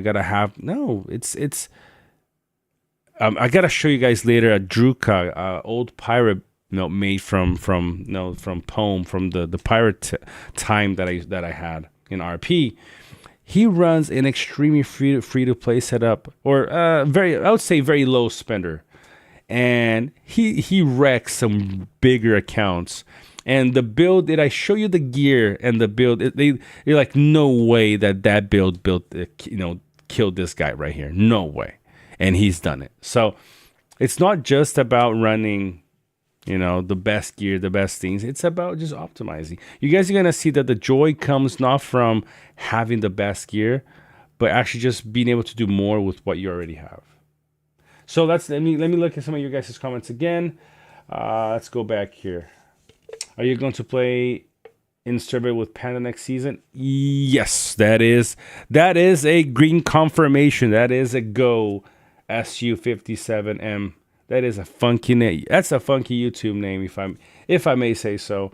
I also agree. Saruman, Shadow, Undying, Saruman, best form in the game for low spenders. Those 4 are probably some of the best formations for completely low spenders. All those commanders, you can go with Sauron at R4, Undying if you really want at R4, but you can do with R1, R2 just for the extra instances of White Council cleanse from his R2, but R4 if you want to go, be generous to yourself. Shadow, you kind of want to, you ideally want to get into R10, and Saruman, they are both your damage dealers, so you kind of want to put those two at R10, but the other two could be R4, and you're just working on the gear. You're gonna be destroying with that setup. Then of course you gotta work your units right to to your advantage. But yes, it's gonna do extremely well. Shire Protectors. That's a good question. Shire Protector with Shadow, Damage Dealers, Wusses with Saruman, Trolls with Undying, Nagas, Sauron. It can be either or, honestly. I've seen, so Lucy the Demon from our last season, he ran Shires on Saruman, and Shadow, he ran something. I think he ran Shires on Saruman, and he ran Fell Beasts on something really fast, I think, on Shadow. And his Saruman used to do 170,000 damage versus really strong accounts. So you can run either or. I probably run Shadow with Wusses though, instead of Saruman. If you're gonna pair those two, I probably want Shadow to do the damage first. Because Saruman his ceiling is, at a low spender, his ceiling is higher than Shadow, I'd say. Okay? Understand what I mean? At the low level. Okay? That's probably what I do. If you're gonna run Wusses, I probably try on Shadow first. You kind of want your Saruman to, to survive a little bit. But either or, you can probably exchange and see what happens. But the reason why in my case, if I'm running Bjorn and Undying, Bjorn and Saruman, I'm running Wusses on Saruman is because I want Shadow and Saruman have the early rounds burst damage, right? Shadow from all the crazy normal attacks, and Saruman from the multiple skill damages. But if I'm running Saruman and Bjorn, I don't have the early round normal attacks from Shadow. So I want my Saruman to be cleaning White Council instances or evasion instances from Undying. So by round 4, when Bjorn hits, there's no more White Council. Okay? So that's why my Saruman in my case is more of the damage dealer but White Council cleaner. And my Bjorn is that guy that at round 4, I need that White Council or evasion gone. It can't be there by round 4. So having Saruman go before my Bjorn is important for my build. What's up, Luxy? How you doing? I see free to play, low spend, play evil. I would probably recommend that too, honestly. I'm an evil RP play using Witch King, Undying, Shadow, and Sauron. Witch King is a troop damage. How is that doing, Ramiro? I'm not saying it doesn't work very well, but I'd be surprised to see how much damage you can pump out from running just Shadow as the damage dealer and Witch King is a troop damage. Be interesting to see how those two play together. Most builds, they usually don't do as well when you're mixing troop damage with commander damage, but you never know. That's why I was saying I gotta test Thorn with Dane, and then Falcon. Did I say Falcon? Where is it? Let me see here. And then Falcon with Gandalf the White, because how the two will play together, Thorin and Dane.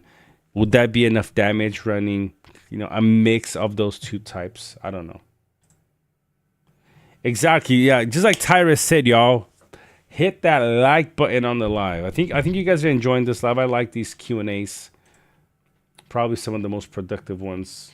When you guys are asking questions and I'm actually answering them. And I'm like, and then the game screen is just like not going anywhere because it's hard to multitask. They say men are not very good at multitasking, and I'm not very good at multitasking. Let's take this one. We got 4 more hits here on Boromir. I'm pretty good, Lexi, pretty good. But I'm enjoying the live stream time. It's been good. Enjoying chatting with you guys. Do you have a video from his? I don't have a video from his reports, but I have him on DM. I'm gonna ask Burak to send me some reports. Did I see the latest update to the ring? I did. I should have done a video about it. I'm excited I'm excited, but also I just want to see what that means. The ring levels, they stay, but how far can you go down? Like, what does that mean? I have no clue. But it sounds like it could be a cool thing. It'll be interesting to see what that really plays out to be. Exactly. It sounds cool, but how it actually works, it's still to be known once we go into a season.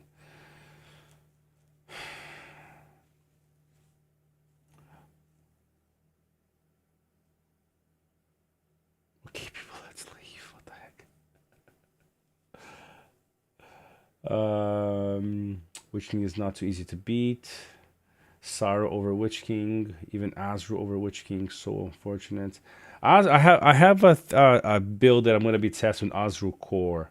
In theory, in my mind, it could be an incredible build, but I have to test it first. Find the unit that's gonna do what I'm needing it to do. Shire Riders give no damage buff, but your Saruman lives longer. Yes, that's why I was saying earlier. Lucy the Demon ran Shires, and it was doing incredible. Can you share your free-to-play viewers? Can you share your free-to-play how refining strengthening on relics work? Yes, in my other account. Yes, I can. DM sent. Oh, sweet. Oh, yeah. Okay. Sound Loker. Yes, I see it. Sounds good. Johnny, let's aim for tomorrow. Let's do this. Let's aim for tomorrow to do your go over your account. Is that okay? And then we'll kind of have as much time as we need to go over. I'll have a look.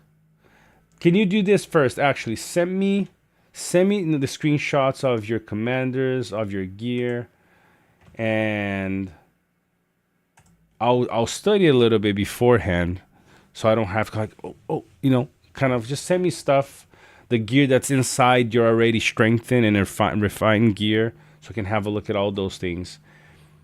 And I'll study a little bit, and then we'll come back tomorrow if that's cool with you. If tomorrow's not good for you, we can go over the weekend, whatever's better. Sounds good, Johnny. Sounds good.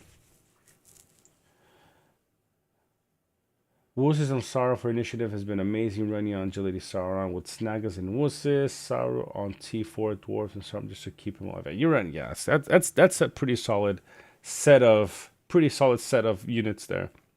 Now, up until the end of this last season, I'm completely changing my philosophy because I want to try to fight as much as possible.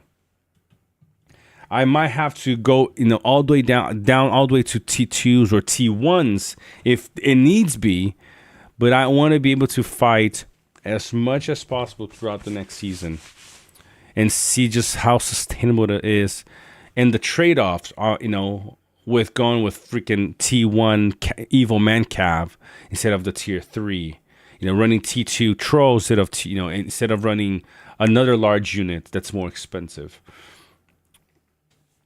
I have some theories here in how that can work out and potentially work in my behalf. I'm trying to run 3 to 4 formations in my account, so I need to be very strategic on where my most expensive units are and the trade-offs. We did, the end of last season, I was running Mountain Trolls, tier 3s on my tank, and then T2 Trolls, Cave Trolls, the T2, the Marauders, the T2 Evil Man Cav, and then I was running Shield Bearers, I think, at the very end, as small in one of, if I'm not mistaken, the trade resource I was winning, even though I was winning, I was drawing the fight either the same or most of the times the same, or losing a little bit or winning a little bit, but the trade in resources was huge. People are running tier 3s, tier 4s, and I'm running here tier 2s with one tier 3 and winning the trade by like 3-1. I'll take that.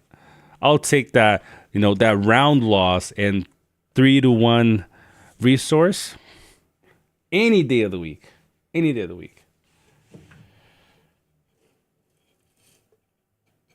Sounds cool running into next season. Next season is going to be epic. And the mega server too, by the way. I'm using Shadow in the new server. Was using Lurts before, hoping they work good together. Lurts and Shadow, you might need a little bit of investment to make them two work together, because Lurts, ideally Lurts, you want to have them at Z1 because you know he only has 2 damage skills, and then you need his relic, high refine, and things like that. But if you know you might work as long as you have the relic refine a few times, 3 to 4 times, even if it's not Z1, he still will do really well. But I'm not sure how they will work together though, Shadow and Alerts. Haven't seen many people run them 2 together. The mega server is we're trying to gather between 12 and 16 teams, so we can make 6 to 8 kingdoms in one mega server with just big teams. So for example, Yudes, Toby, Order, Merc. Oh geez, there's 2 more that said yes to already. Toby, Merc, Step, and one more. Sorry guys, there's one more that said yes. Oh, and Gods. These 6 teams, which are pretty big teams, already said they're gonna participate. We need 2 more big teams and then 8 mid-sized teams to align them together. Randomize who partners up with who, making sure that no big team ally with each other. Has to be one big team with one medium team. So it's kind of, you know, it's kind of everybody's at kind of a equal footing. No alliances, no Diplo before the season starts. The spawn region also going to be randomized. Are you fellow the Rings in Discord, the admin server? Yes, that is me. That is me, Ramiro. Of course, man, that's me. Yes. And so that's the mega server. All right. Let's see. Let us know, Ramiro, how they work together. Keto, as low spin, I'm running Saruman, Bjorn, Sauron, and Gandalf the Grey. That's what you want, man. Thinking in changing Gandalf the Grey with what's WC? Are you saying Witch King? Undyne for sure. I think you might not see a whole lot of difference in drop off if you go from from Gandalf the Grey to Witch King or to Undyne. It depends on the respect level to really see the difference. WC, I'm assuming you're saying Witch King. Let me know, Keto. What gear sets are you running on Azru?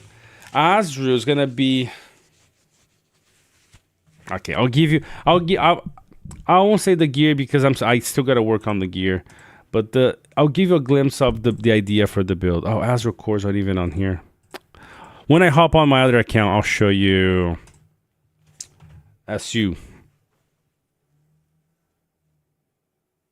Sauron and Undi tanks damage, Witch King, 700 command, always survive. That's a lot of command. Are chariots worth it to you on Sauron or anyone? Yes, so I personally don't run chariots on my damage dealing builds because they're very expensive. But, okay, here, the big but here, depending on the level of respect in your account, units like chariots are going to give you a little step up because of just how strong they are. Chariots are they're the tankiest units in the game. They're incredible. You might fight against somebody that's using small units like guardians, which they counter chariots, and your chariots still survive just because that's just how tanky they are. But they're extremely expensive. So usually I only recommend running expensive units if one, your server you have a lot of resources, and two, you are lower spender, that you need to use that unit to give you, to give your account a bit of a boost. Other than that, I probably just choose cheaper units. It's my personal, I try to be as active as I can, and I like having my barracks as full as possible at all times. So I personally only run chariots on a build that requires chariots. Other than that, I probably just run something else. Who just DM'd Lomion? I'm assuming it's gonna be Ramiro. Yes, of course. Yeah, sheesh. That is a nasty formation, Ramiro. Looks good, man. That is good. That looks good. That's solid. I mean, yeah, R12 alerts. Yeah. I mean, show me, show me reports when you can of Witch King. I'm curious to see how well that formation will work.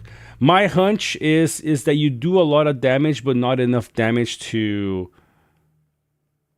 This is just my hunch. I think you draw a lot with this formation. Okay, but I'm not sure if. Yeah, that's my hunch. I think you probably draw a lot with this formation. Yeah, okay, Witch King. Witch King can work. I'm not convinced that Witch King is the best on your main evil formation. You know, I'm just not convinced yet. I love to see some more from Witch King. My Witch King on my main account is only R4. To really compare an R10 to an R4. For sets. So, kiddo, hopefully that answered. Which definitely Undying. It can be a good exchange for Gandalf the Grey. I'm not sure which king will be though.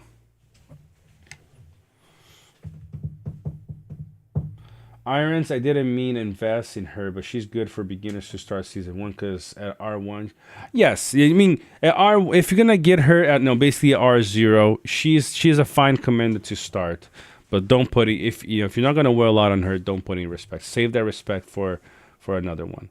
But yeah, I wouldn't go hard on her using unless a Krakener or you really like her. Yes, definitely. If you don't care about not doing extremely well and you just like the character, you gotta play whatever, man. I used to run Treebeard in 1.0 with a freaking Retaliate piece of gear because it was fun. He wasn't doing the worst. It was fun seeing people getting angry because they're getting wrecked by an R14 Treebeard. That was fine for me, So Ballin, I love Ballin, a tier 2. Although he was OP versus melee formations. Nobody could beat my Ballin unless it was a Sunan, which then later I had the gear to put myself on equal footing with Sunans. Everything else just got destroyed by Ballin. Freaking doing 130, 140,000 of healing, and the unit's doing another 312,000 of damage. I barely lose troops, man. Yeah, I'm not gonna go into Ballin too much. But yes, it was great. Johnny, I'll look at your screenshots still today. All right, cool, Ramiro. I'm gonna look into this. I'll probably pop it up here so everybody can see. What's the best advice on Ascension between Lego and Elmer, big fella? Oh, geez, that is a good question. Lego and Elmer.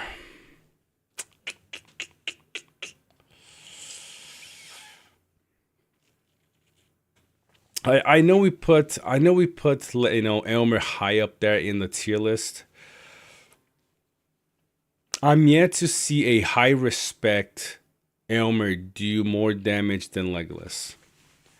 And so Legolas is solid. Cletion, I've experienced Cletion's Legolas and he does extremely well. 112, 130,000 consistent damage. I've seen 140 up to 50, not hitting, not running against Fell Beast, because usually that's the kind of numbers you see. Although 150 wasn't consistent. I saw it a couple of times. But Elmer, to be honest, I'm yet to see consistent 130s, 140s with Elmer. So I honestly, at this point, Irons, from my experience, if you have to choose between the two, Legolas, 3 damage skills, Relic, does more damage. So it's basically 4 different skills that does damage. I know the theory behind Elmer. He has 2 good damage skills. His Relic is decent, and he is tankier from his other skills. But honestly, from my experience, I couldn't tell you to put a lot of send Elmer yet, because where's Elmer? Oh, I already have him. Jeez, forgot about that. This it's minus 30%. damage, 60% minus, which is great. But then you only have really 2 damage skills, you know, that I haven't seen that much from it yet. So I need to see some reports from Elmer to be able to tell you,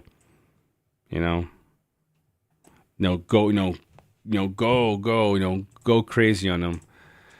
It seems that a very high, very, very high respect. Elmer, I think he is equal footing, but at lower respect, it feels that Legolas is kind of like your plug and play damage dealer. I need to ask some people for reports, by the way, for Elmer, because I haven't seen anything, anything too crazy as of yet. That's really 109,000 damage from Witch King. That is really good, actually. And then Lurt's doing freaking 48. You're getting countered here in a couple of instances from Dane specifically.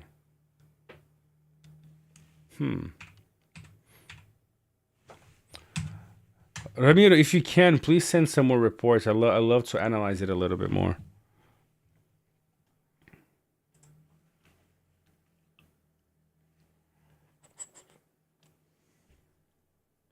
What's up, Alex? Manuscripts are only for one commander. Might as well use them. Unfortunately, can exchange. Yep. I mean, that's probably why they came out with these manuscripts. Remember manuscripts before? No, manuscripts didn't really mean anything. Yeah? I don't know why they broke the manuscripts like this. I guess it's to make it look like people are getting more stuff, So like a free-to-play does a pool, gets 10 manuscripts. Like, oh, I got something. I got more respect. Probably it's more for that than anything. Kind of that feeling like you're getting something. This is solid. Barely losing troops now. Yeah, boy.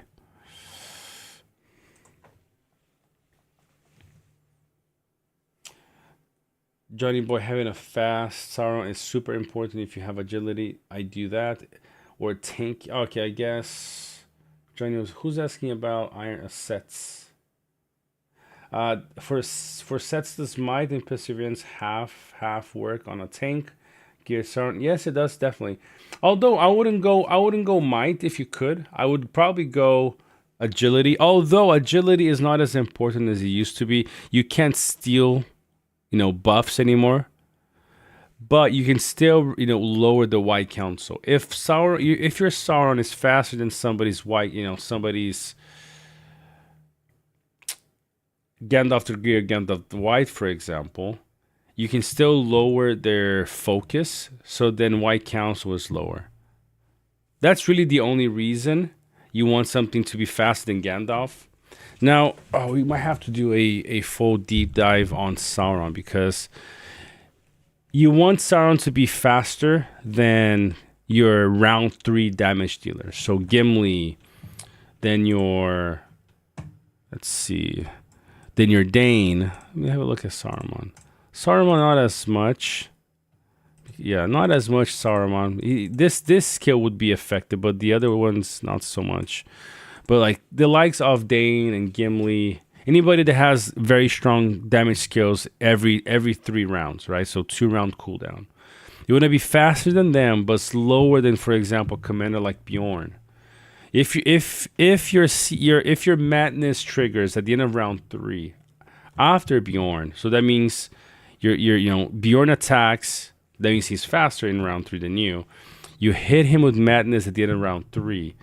There's a chance that the madness hits Bjorn, and Bjorn will hit somebody else in his team with the madness from round 4.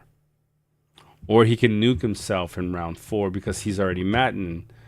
So he can nuke himself in round 4, and so his round 4 skill set of hitting you is hitting his own formation, making him lose, 30, 40,000 of, taking 30, 40,000 of damage, which is a huge, way to counter Bjorn's.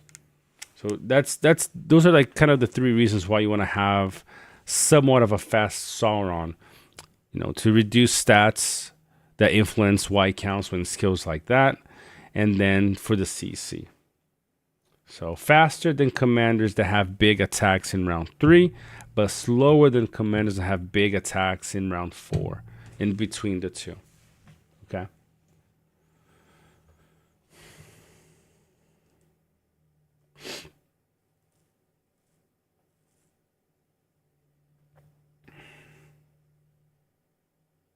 So SU, I think hopefully I answered that by now, right? It's not as important as it used to be, because before people wanted to have the fastest as possible to steal, right? To steal White Council from Gandalf the White, to steal skills. Now they removed that ability.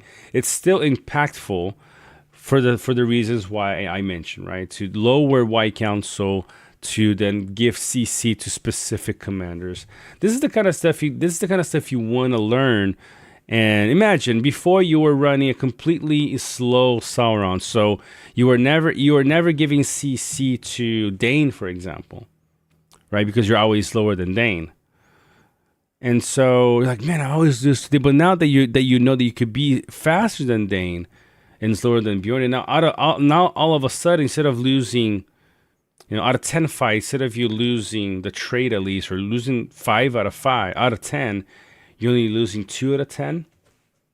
Or, instead of you losing 8 as a low spender, you're only losing 5. Man, if you only put 1,000 into your account and you're losing 5 only to big people that put 20, 30, 50 grand, bro, you're in a very good spot. I'd be proud of that, honestly. So yes, I do think agility is important. I do build my Sauron to be fast. I do like those things. The way I'm playing, I like those things. And I'll explain once we go into season why I like agility and things, so you guys understand. What's up, Wyman? My man, how you doing? Good to see you. Boa noite, meu amigo. So yes, agility is still very much important, but don't worry, guys. We're coming out with I can't say yet, but we're coming out with a way that you guys are going to be able to see all the builds, and it's going to be so beautiful. It's going to be the best. It's going to be the greatest.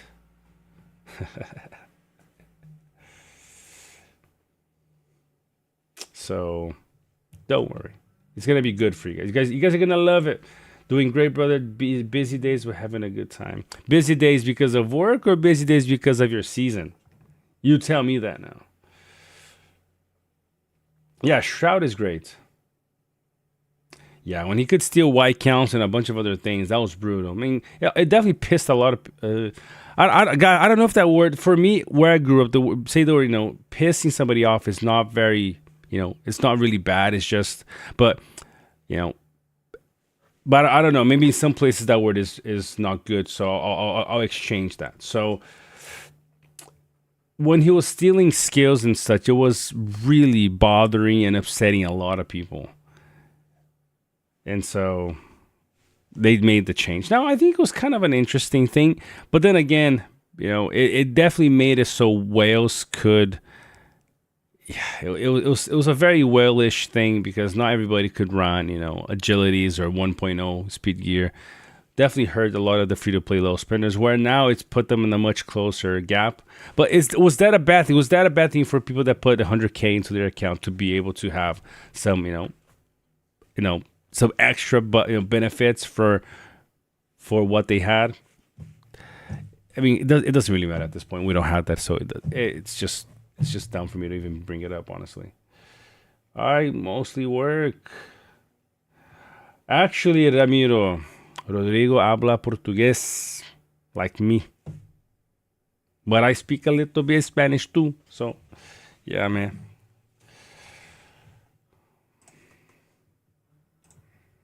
Sounds good. I got you. I got you, Johnny. I'll analyze your gear, and then we'll hop on to do a deep dive on your account.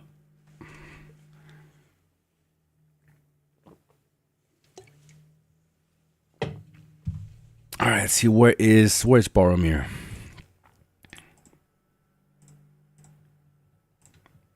Let's take a couple more pieces of land, and then we should be good to go for the night. We're gonna be at 10K, baby. Let's go. Where are we in? We're still at top 200. Whew. We're a little bit behind, but we'll get there. With one formation, that's the struggle of a free to play. Can't complain. It's just the reality.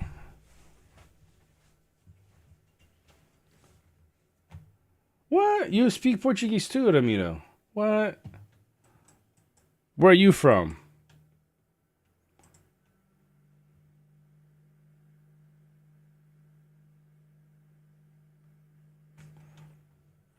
What's up, Amdi Shoe? I got your DM, my boy.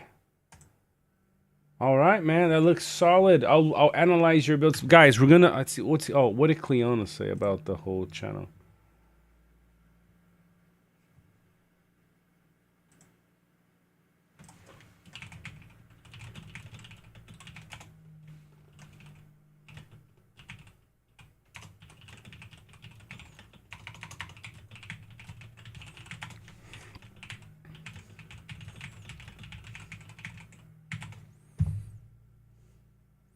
Every Spanish people can talk a little Portuguese. We got our brother from Argentina. What's up?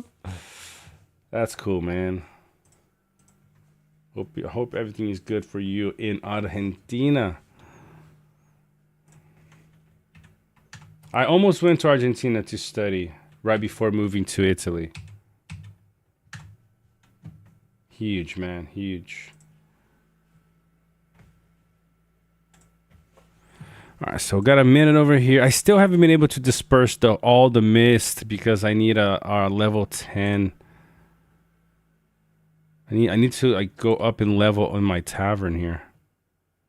Complete 8. Oh, I gotta do 8 tasks. That's all I need. That's all I need. Freak. I'm like dying here to do this. Jeez. Freak. Come on. Can I? Oh, I don't have this. Oh, I can probably buy some from my fellowship store. Okay, I got some. Oh, I could have done this a long time ago. All right, so let's complete this one really quick. There we go. Ooh, let's go. And we can probably do this one. Let's speed this through. There we go. I think we can. Yeah, now we can do this. Oh, and I got more stuff too. Let's go. No, we'll do this one later. I want gear. Or this. That's cool. All right, so we can do one more mist. Joe. SU Amdi Shoe. Very good. Watch them take out whales with less investment. Great reports to look at for sure. Yeah, he sent me a couple, and I'm going to look into it. Some of the reports he sent are already looking very, very good. Yeah, I have to agree. I'm not a fan of Boca. Independiente. Ah, nice. Fellow member, when mine... Oh, yeah. Fellow, remember when mine sharpening was viable? Yes. Quite a while ago, but yes. It's been a little while. Hobbit archers are really cheap, right? They are. Not sure if they're worth it, though. Sadly. Did I clean all the mist now? Well, I think I cleaned it all now. Oh, no, never mind. They're still here. When do I clean the whole thing? I can't do anymore. Oh, okay. Never mind.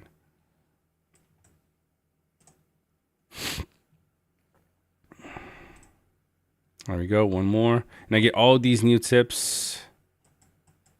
Like 100 million tips now to do. Yeah.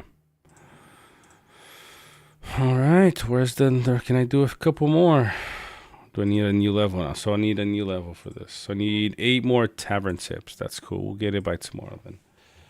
Used to be... I like Boca because of Tevez. Could you do a Merry and Pippin healing build with a ton of hobbits for trade against higher tier? Well, if you have his relic, right? You're talking about him with his relic. I can't... as soon as I finish this one, this hit, I'll pull up my other account and we'll look at some of the relics here. I go breakers, orcs, cheapest troops. I think yes, they are. Breakers. In this case, you can go with the what are they? I was just looking at them just now. Crushers. Crushers are the cheapest tier 3 you can go. They're very, very cheap and quite useful. Of course, you're gonna get a little bit of backlash from Bjorns with their R4, but not everybody's running Bjorns in NRP anyway. So a lot of people are. Don't get me wrong, but not everybody. So it's not gonna be the end of the world. I might have to try some Crushers, which I haven't run Crushers in probably like 10, 12 seasons now. Kind of crazy to even consider the heresy. But if it's gonna help me fight for longer, I don't care. Oh, wow. All right, there we go. Finally finished this one off. Level 30. Level 30. Let's go. Oof. At R0 though, I kind of like Elmer more than Gimli. At R0, I like. At R2, I like Elmer more than Gimli. So yeah, I don't know. Maybe I might like Elmer more than Gimli in general. We'll see this later. I'll let this go. This go a little bit more. This go for a little bit longer. We'll see. So okay, level 30. I need him at level 30 now too. There we go. All right, level. Yeah, nice. Perfect. All these guys are level 30. I need now some tier 3 units. So then I can get bigger tiles with fewer losses now, because this is gonna still cost me quite a bit of loss. Oh, look at that! Look at that! What is this? Oh, 50. What? Nice. I can get her to see this. I mean, I might have to get her to R1 at this point because it's a manuscript. Not much you can do, right? Oh no, it's just one. Never. Yeah. Oh, sheesh. Look at that. I don't have I'm not in a rush. I mean, I get more skill points, but I'm not in a rush to get her to this point. So she's a level 10. 20% healing on hobbits plus unique and Gandalf the Grey and Galadriel for. The issue is, Arsenal, with all of that, you're doing a lot of healing, but you're not really doing a lot of damage. And if you guys watched last season, I ran a really big commander evasion defense build. Frodo and Sam, Isildur, and the units survived, but the commanders died. I don't know if you guys remember that. And so crazy enough, my units were outlasting my commanders. That's not normal. That is not normal. So because of that, I'm not too keen on formation that does what you're saying right now. Now, if you have a mix where, they're doing a little bit of healing and some damage, I can see that work. But we tried to do a full defensive build with like almost 300 unit defense, some healing, and it still didn't work. Remember, it was Black Serpent, Radagast. I think it was also, I can't remember exactly off the top of my head now. Extremely tanky formation, but the commanders were not. They were dying too quickly. The units were alive, but the commanders were dying too quickly. So it wasn't the sexiest build, to put it that way. But man, I'm all for it. We gotta try stuff, right? Let's see the build. What are we missing here? I need to start building some axe throwers. That's what I need. Okay, so if I finish this one, I can actually start doing some axe throwers. Yes, or not axe throwers, at least the tier 2 ones. Yeah, I need some more tanky dudes. That should be enough for me to. Let's end these guys. That one can keep going. We can go one more here, and now we will go these guys for until tomorrow. Yep, there we go. Units are cooking. Buildings. What do we need next for next chapter? So I need main hall, but then for that, for the main hall, I need that one and the training grounds. Let's do training grounds. Leave training grounds for the night. Yep, we got the resources for it. I mean, can we just do this instead? If we do this, do we use Oh, we can do this. All right. Okay. Yes, we're gonna need that one. If we go over here, do we use? Yeah, that's cool. Because we're trying to just not use. See, now I don't have resources for this. That's okay. So I can let these guys go for the night. I think smart. If I don't have resources for this, then might as well just wait. Just wait. Yep. All right. So let's see how things are looking in the leaderboard. We finished today at 10,000 affluence at position 183. Right. So tomorrow we should be around 12, 13. So at 130 something. I'm gonna keep climbing. A lot of people play in a little bit and they kind of quit after. So yeah, we're gonna be doing this till the end of the season, and yeah, that should be good. Only one formation so far that's kind of worthy of using. Everything else is kind of meh. But we're gonna keep going. We gotta finish these chapters. Chapter 18, clean the mist. In a few minutes, we're gonna have another poll. I'm gonna do the poll in the live tomorrow, so you guys can see if we get lucky and get another commander. I probably will keep pulling from this chest though, because I want the commanders, and then we'll do the gear chest later with the gems and this stuff here. We'll do the gear chest with that one and the commanders here, because I'd love to get. I'd be really happy if I got Gandalf the Grey. If I got Gandalf the Grey, I'd be extremely happy. Undying will work, but it's not. He doesn't synergize as well as if he's running with Saruman or some early round commander. You need one early round commander for me, in my idea. If you're not gonna run White Council with Undying, you need something that's gonna put up some damage in the front and some damage mid level to kind of offset your deficiency with White Council. But if I got Gandalf the Grey, I'd be happy, because then I have my tank right here.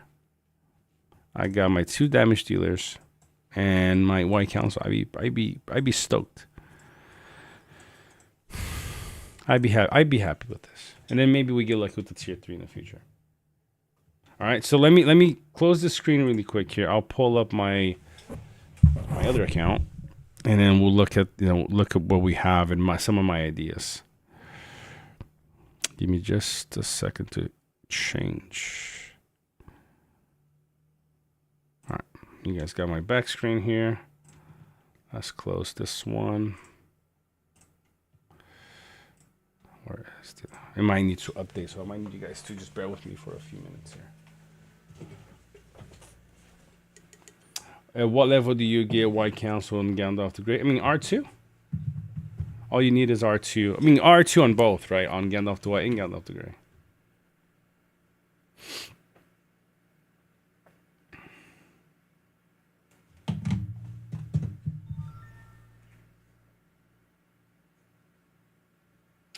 Yeah, but Arson, that's a good point. Fellow consider T2 Marauders pretty cheap and tanky. That's the stuff that I'm gonna be running next season. Arsenal, was it Arsenal? No, it was Johnny. Especially if you're mid spender, lower spender, you probably want to use some more expensive units because they have better stats and things. You trade off a little bit of of resources and time. They take longer to train, but they kind of give you a better footing. But if you have big accounts, then cheap units are probably your best friends. Arson, although I agree with the whole healing thing, the issue is 1.0 had really good healing. Galadriel's a great healer, and who else? I can't even remember now. Balin healed pretty well. So we had pretty good healing in 1.0, right? But 2.0, yeah, 2.0, the healing is still very mediocre. Cheap units are more fun. I like running cheap units, or cheaper units. When I have to save my expensive units for my Guahir formation, I gotta make it work, man, because I do think it's gonna work. I think it's gonna be a solid setup. Andy makes a solid 30k. Yeah, 30k is really good for his build because he's not a healer. He just has a healing thingy, a healing skill, but he's not necessarily a healer, right? So 30K. I seen 36K from Undying. 36, 38. Probably. I think I see like between 36 and 39,000. I've seen from Undying.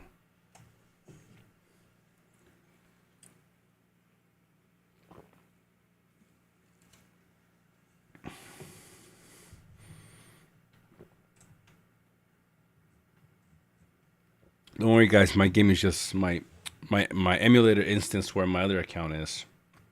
It's just uploading or updating. So give me a bit. You ready? The Big Burn, Helm, BS, and who? Who was it? Who was the four? Can't remember who was the four. Oh, Azog, I believe. I think it was Azog that I was running as the fourth.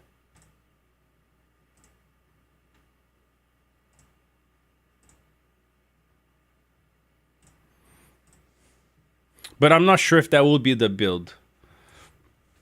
I'm not sure if that's going to be the build.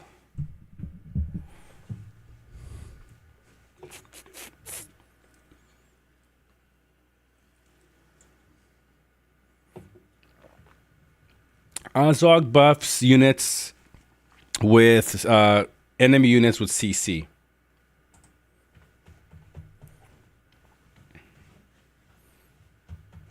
And he has a follow-up and things like that. So it's mostly the CC and stuff that he gives.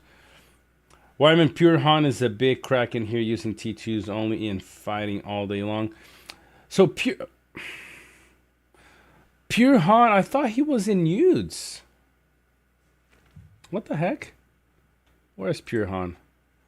Where's this? I want to freaking thing.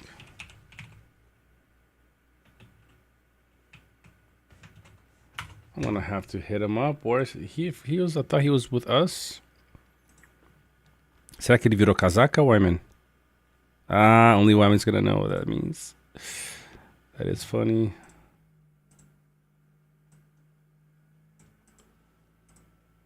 Nope, gotta go a little bit more. No, that's right there. Yep. What do you think of the anomalies? A lot of good side RP complain about it. The reason why I don't complain is because it's been like this since 1.0. Evil side has its ways of running. Good side has its ways of running. I don't think that is the issue. I've said this before. I do think a good side tend to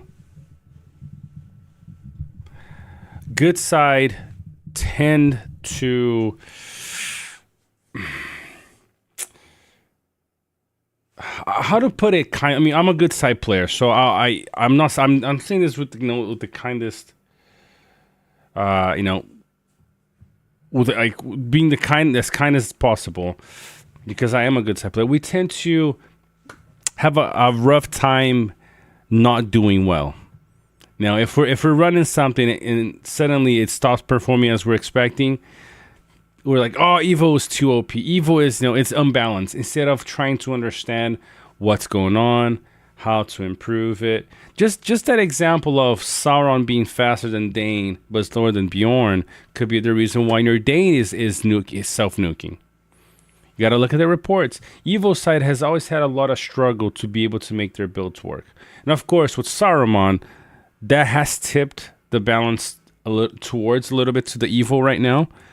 But I see players like Shojix and Clishin who are playing RP. That's the struggle there is usually with RP. They're doing just fine. So, I think the biggest complaints, not the anomalies, is that good side tends to complain a little too much.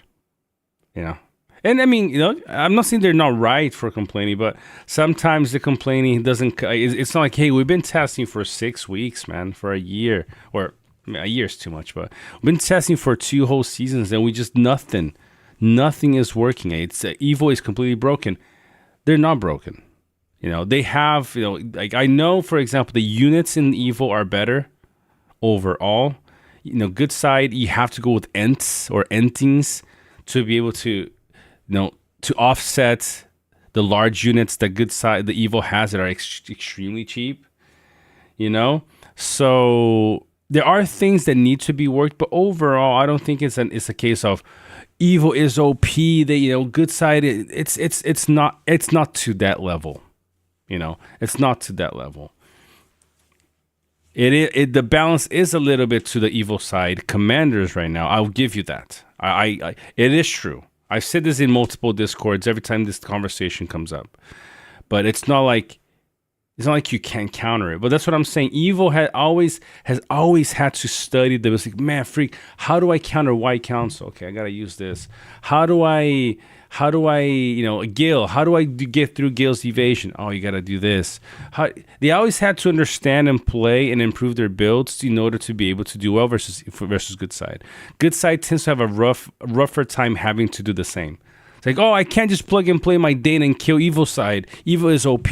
Evil is broken. You know, the devs are stupid. And usually this is the kind of tone that I've seen whenever evil has a bit of a, it gets a little bit ahead of the good side. And, this is just from my observations. All right. So, tree beard, what the heck? Man, I'm going to have to hit up Pure Han now because I had no idea that he jumped out, man. That is not cool. That is not cool. Can't believe you jumped off, man. Where is Pure Han? Huh. Where is he? Pure Han, where are you? Oh, what's his? Oh, Pure Han, here he is. Where is him?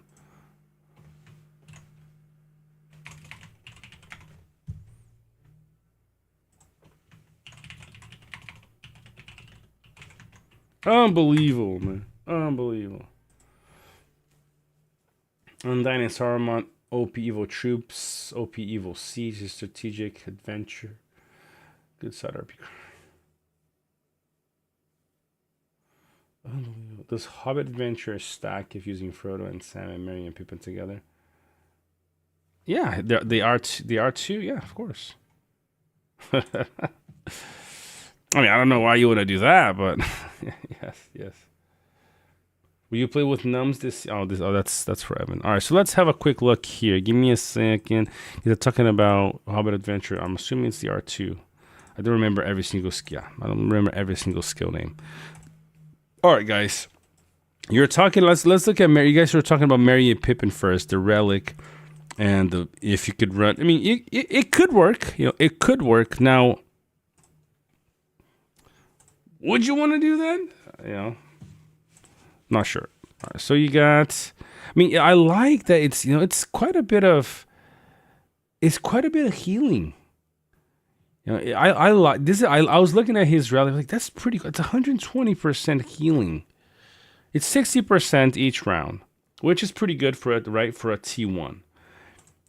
And then 120 if it's hobbits. Like that sounds so cool, right? But then it's like, okay, but hobbits, shires, okay, but you don't want shires on Merry and Pippin.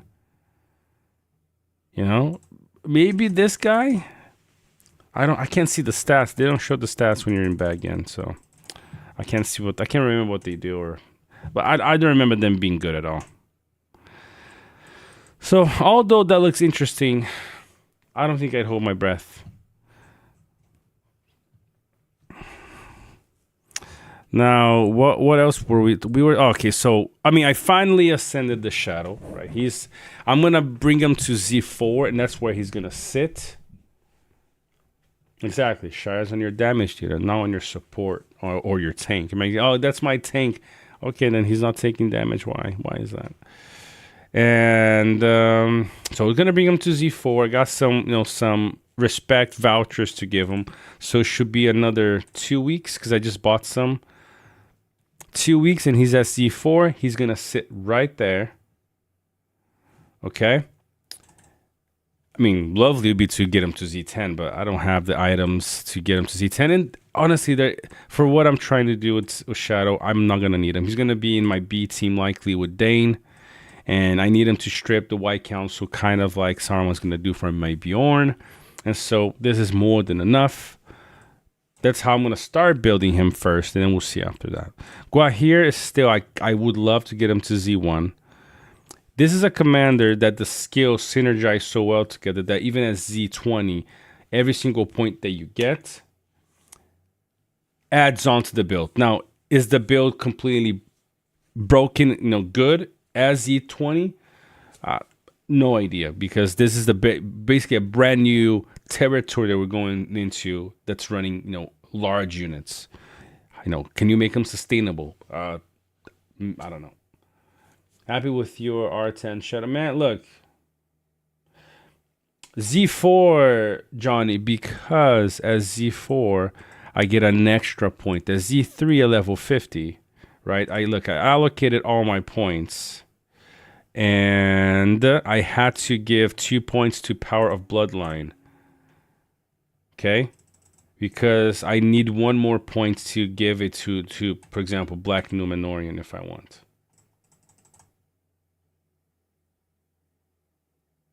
Okay? So if I want to give an extra point to Black Numenorian, I need one more skill point that gives me that exact number at Z4. If I want an extra point, I have to go from Z4. After Z4, I have to go to Z7. And to get an extra point after that, I got from Z7, I got to go to Z10. So at Z10, right, you get 3 full trees and then half of the fourth one.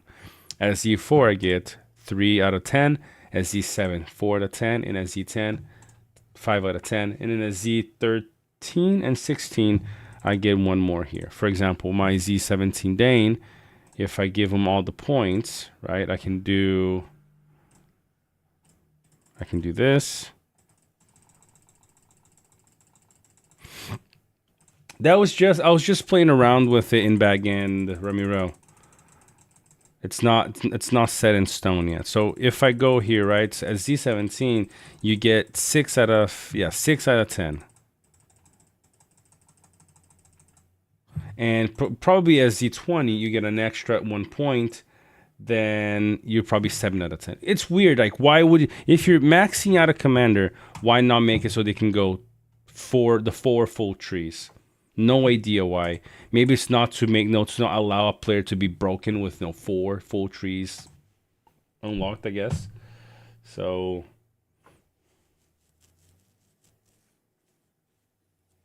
yeah, but that's not the, yeah. So Ramiro, it's just I was just playing around with theory. I was just theory crafting here. For example, I can run 2 damage. See, like I could potentially run two defense gear, and then I can get the relic, right? I can get the relic, get some more attack, some more focus, and run 2 defense pieces of gear with the unit. I could have Shadow with 150 defense, unit defense. Shadow with 150 unit defense could be extremely strong. And getting the relic and slowly refining the relic, that's damage reduction for my formation. Could be extremely tanky for him. Now, the other 2, there are a couple of commanders that I still want to work on. One is, I probably want to, with time, get Undying to R10, but he's fine at R8 if I want to use him. There are 2. I might want to get Lurtz Ascended, but I do want to work on 2, though. One is Azrukor. Azrukor has a build that could potentially funnel all. I would run Azrukor in this test that I'm doing as a tank damage dealer. I don't know if you guys know what that means. Yeah, guys, you guys have as much fun in the chat as you want. That's what this is about, man. Come on. It's to funnel all the damage. Potentially these 3 skills with the build with the commanders that I'm thinking here, probably has the potential of doing some extremely heavy damage if you're funneling all the damage on Azrukor's units. So run small units. I'm gonna have to try Heralds and then a couple of other ones. And then 3 ranged units. So all the normal attacks are hitting Azrukor. Now, this is a commander that I wish I had him as Z10. This is a commander that I wish I had access to him. Somebody that had him as Z10. Kind of crazy to think. But 3 damage skills for your troops. Okay. And then if you had this at R5, you could get 200 healing every 2 rounds, 200% healing every 2 rounds. And then you could cleanse 1 debuff on his units. This is pretty crazy. The way that I'm thinking, that's why not having him as E10 is good, because I can theory craft the principle that I'm trying to reach. You know, you can just increase, this is just pure elemental damage. Burn damage, burn damage, burn damage, burn damage right here. And then you can do dual blows over here. And it's just, it's a theory. His relic is pretty interesting because it does, if you're running Corsairs, then you can get some extra burn damage as well. It just feels weird. Azra Z10 or Galadriel. Or Galadriel Z10. This is just theory crafting, Johnny. If Z10 Galadriel, 100%. I'm just theory crafting this guy. I have a lot of, vouchers and respect items I could potentially, slowly, like just if I don't want to run any other these guys, I can just sell all of these with time. It's gonna take forever, but then just exchange it for Azrael Core if the build works. That's why haven't used any of those. So I'm saving all of those. I can, with the stuff that I have, I can get Azrael to like R13, I think, with what I have right now. But Z10, if the build worked, I would love to get him to that level. Although I probably just get him to whatever he is, R13, and keep him there, because potentially the healing that he would get from that bottom R0 would be so, kind of useless. That wouldn't do a whole lot. So somebody in Pendrag, I'm going to have to ask who it is. Because in this case, I want this to be 10 out of 10. I need this to be 10 out of 10. I need this to be, I do need this to be 10 out of 10 as well. And I think I want this to be 10 out of 10 as well. Between the healing and this, I think this is better. But I want to play around with the skills and see what will work best next season. I'm excited for this, but this is one of them. The other commander that I want to work with as well, that I really want to work with, is Axog. This guy right here. If I ascend him, I can probably get him to Z5 or Z6 right now. And then I have a lot of vouchers that I can, with time. I wanna see what he can do with 3.5 skill trees. It's all of these are damage. I know when you add all of these up, like, yeah, it's kind of average, but I just want to see I just want to see what that is, honestly. It's just, I've seen some people running this guy doing 120,000 damage, and they're not running, full strength and relics. They're not running full refined relics. They're not running. It's just kind of the potential of a T1 to do what this guy can potentially do can be very fun to play with. So that's the second one. And Lurtz already mentioned, but Lurtz is kind of, everybody knows a little bit about Lurtz. After those two, I think I'm pretty much set on the T2s. I got, if I want to send a bunch of commanders and I save the vouchers, the tier 3, Elmer will be one that I could invest on. I like Elmer, he's pretty cool. Potentially Theoden would be one that I could potentially also invest into. After those two, Dwalin, although I could probably get him to Z very high, I don't think there's a reason to. We kind of know what he does.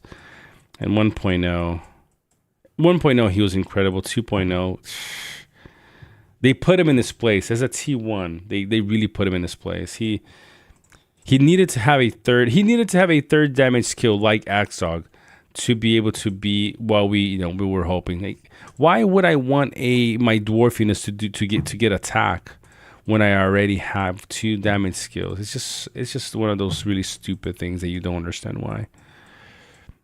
So yeah, would love to get him back up there though.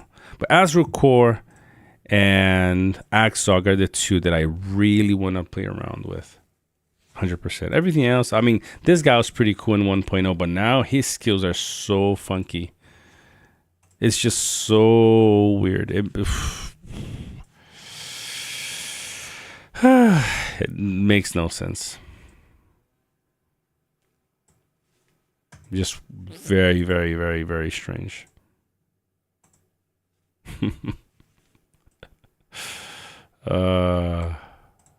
Just strange. Yep. Zagreb is a weird one. He's probably one of the weirdest commanders that I've seen.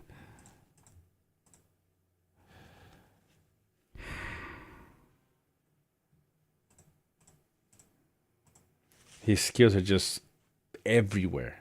Makes one damage skill here, attack here, and then defense here for the units, and no damage increase, which is cool. Damage increase to 35%. That's cool.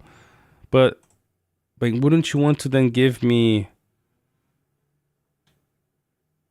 Wouldn't you want to be giving me another damage skill? Because here it's defense and attack units, attack in the units, commander, damage increase. Like it's just there's no synergy. It's command. So do I work on gear for command? Right? Do I work on gear for?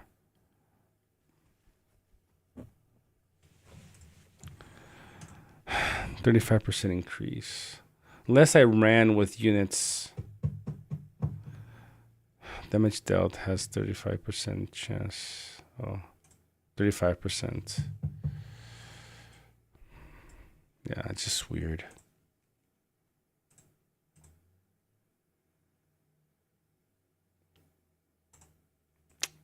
A non-structured land, like non-structured land? What the heck? Like, why? Why make it so difficult for this guy to do anything? Let's just, whatever. Let's move on. But those are the only two, honestly. Everything else is, I play with most of these in the past. These are just not commanders that that stand out to me. Azrukor, Axog are two that really stand out to me. Balling would be a fun one to play around with again, but wouldn't invest on him. Lotr is cool, but I don't have I don't think I have the personal drive. Like, I want to make Lotr work. I want to make Axog and Azrukor work. It's something I want to do. But the other ones, it's like, whatever. It's kind of okay. Oh, I have a lot of items for alerts. Man, I have a lot of items. I think for alerts, I could get them to... I can probably get alerts to Z... like Z8 or 9, or if not Z10, as soon as I ascended him with the amount of vouchers I have. Because that's 1773.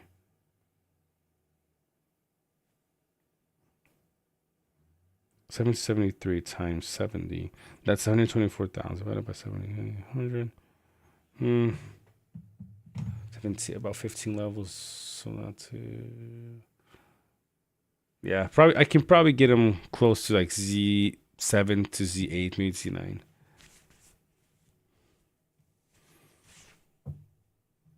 Yeah, Ramiro, Zagreb is just kind of all over the place. Let's see if we get lucky. Let's do a poll right here. Okay, we're probably gonna get something. Piece of gear. Okay, so it's probably gonna be a legendary respect item. Shadow, please. Gia, one more shadow.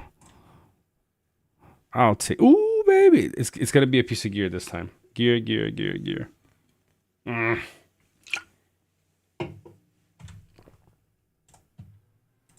Sounds good. All right, these were closer. A little bit closer on shadow every day. Every day a little bit closer. There we go. We're not too far now to Z4. All right, guys, you know what? How long have we been here for? We've been here for 2 hours and 34. Wow, we extended that today. Whew. It's 1 o'clock for me. I got to get some sleep because I got to work tomorrow. But remember, we're back here tomorrow. We're going to be doing Johnny's account review. Of course, playing some more the free to play account. Depending how things go, some exciting news for the next couple of days. Guys, look, I appreciate everybody here. Ramiro, Johnny Boy, SG57M, Evan. I don't know whoever. No, I don't know who's here still. If you guys want to just kind of do like a period on the chat, so I know you guys are here. Evan, Arsenal, 87. I just want to say thank you, Tyrus. Sweet Tyrus, bro. Every time I see your name here, I'm gonna say, yo, keep talking to Rain. I want to see you guys in that server with us. And yeah, there you go, Evan. I appreciate you guys being with me. It's really fun. I enjoy this, and I hope it's helpful for you guys. I hope it helps you guys keep that fire to continue playing the game. And it does, every time I see somebody leave, it genuinely hurts, because the community has been part of my life for 4 years now almost. And every time I think about walking away from the game, it's like, man, I can't. At least not yet. All right. The LOTR family is strong. It is, man. It is. I hope we still have many more years to come in Rise to War. Many more. And I say many more, at least another 8 or 10.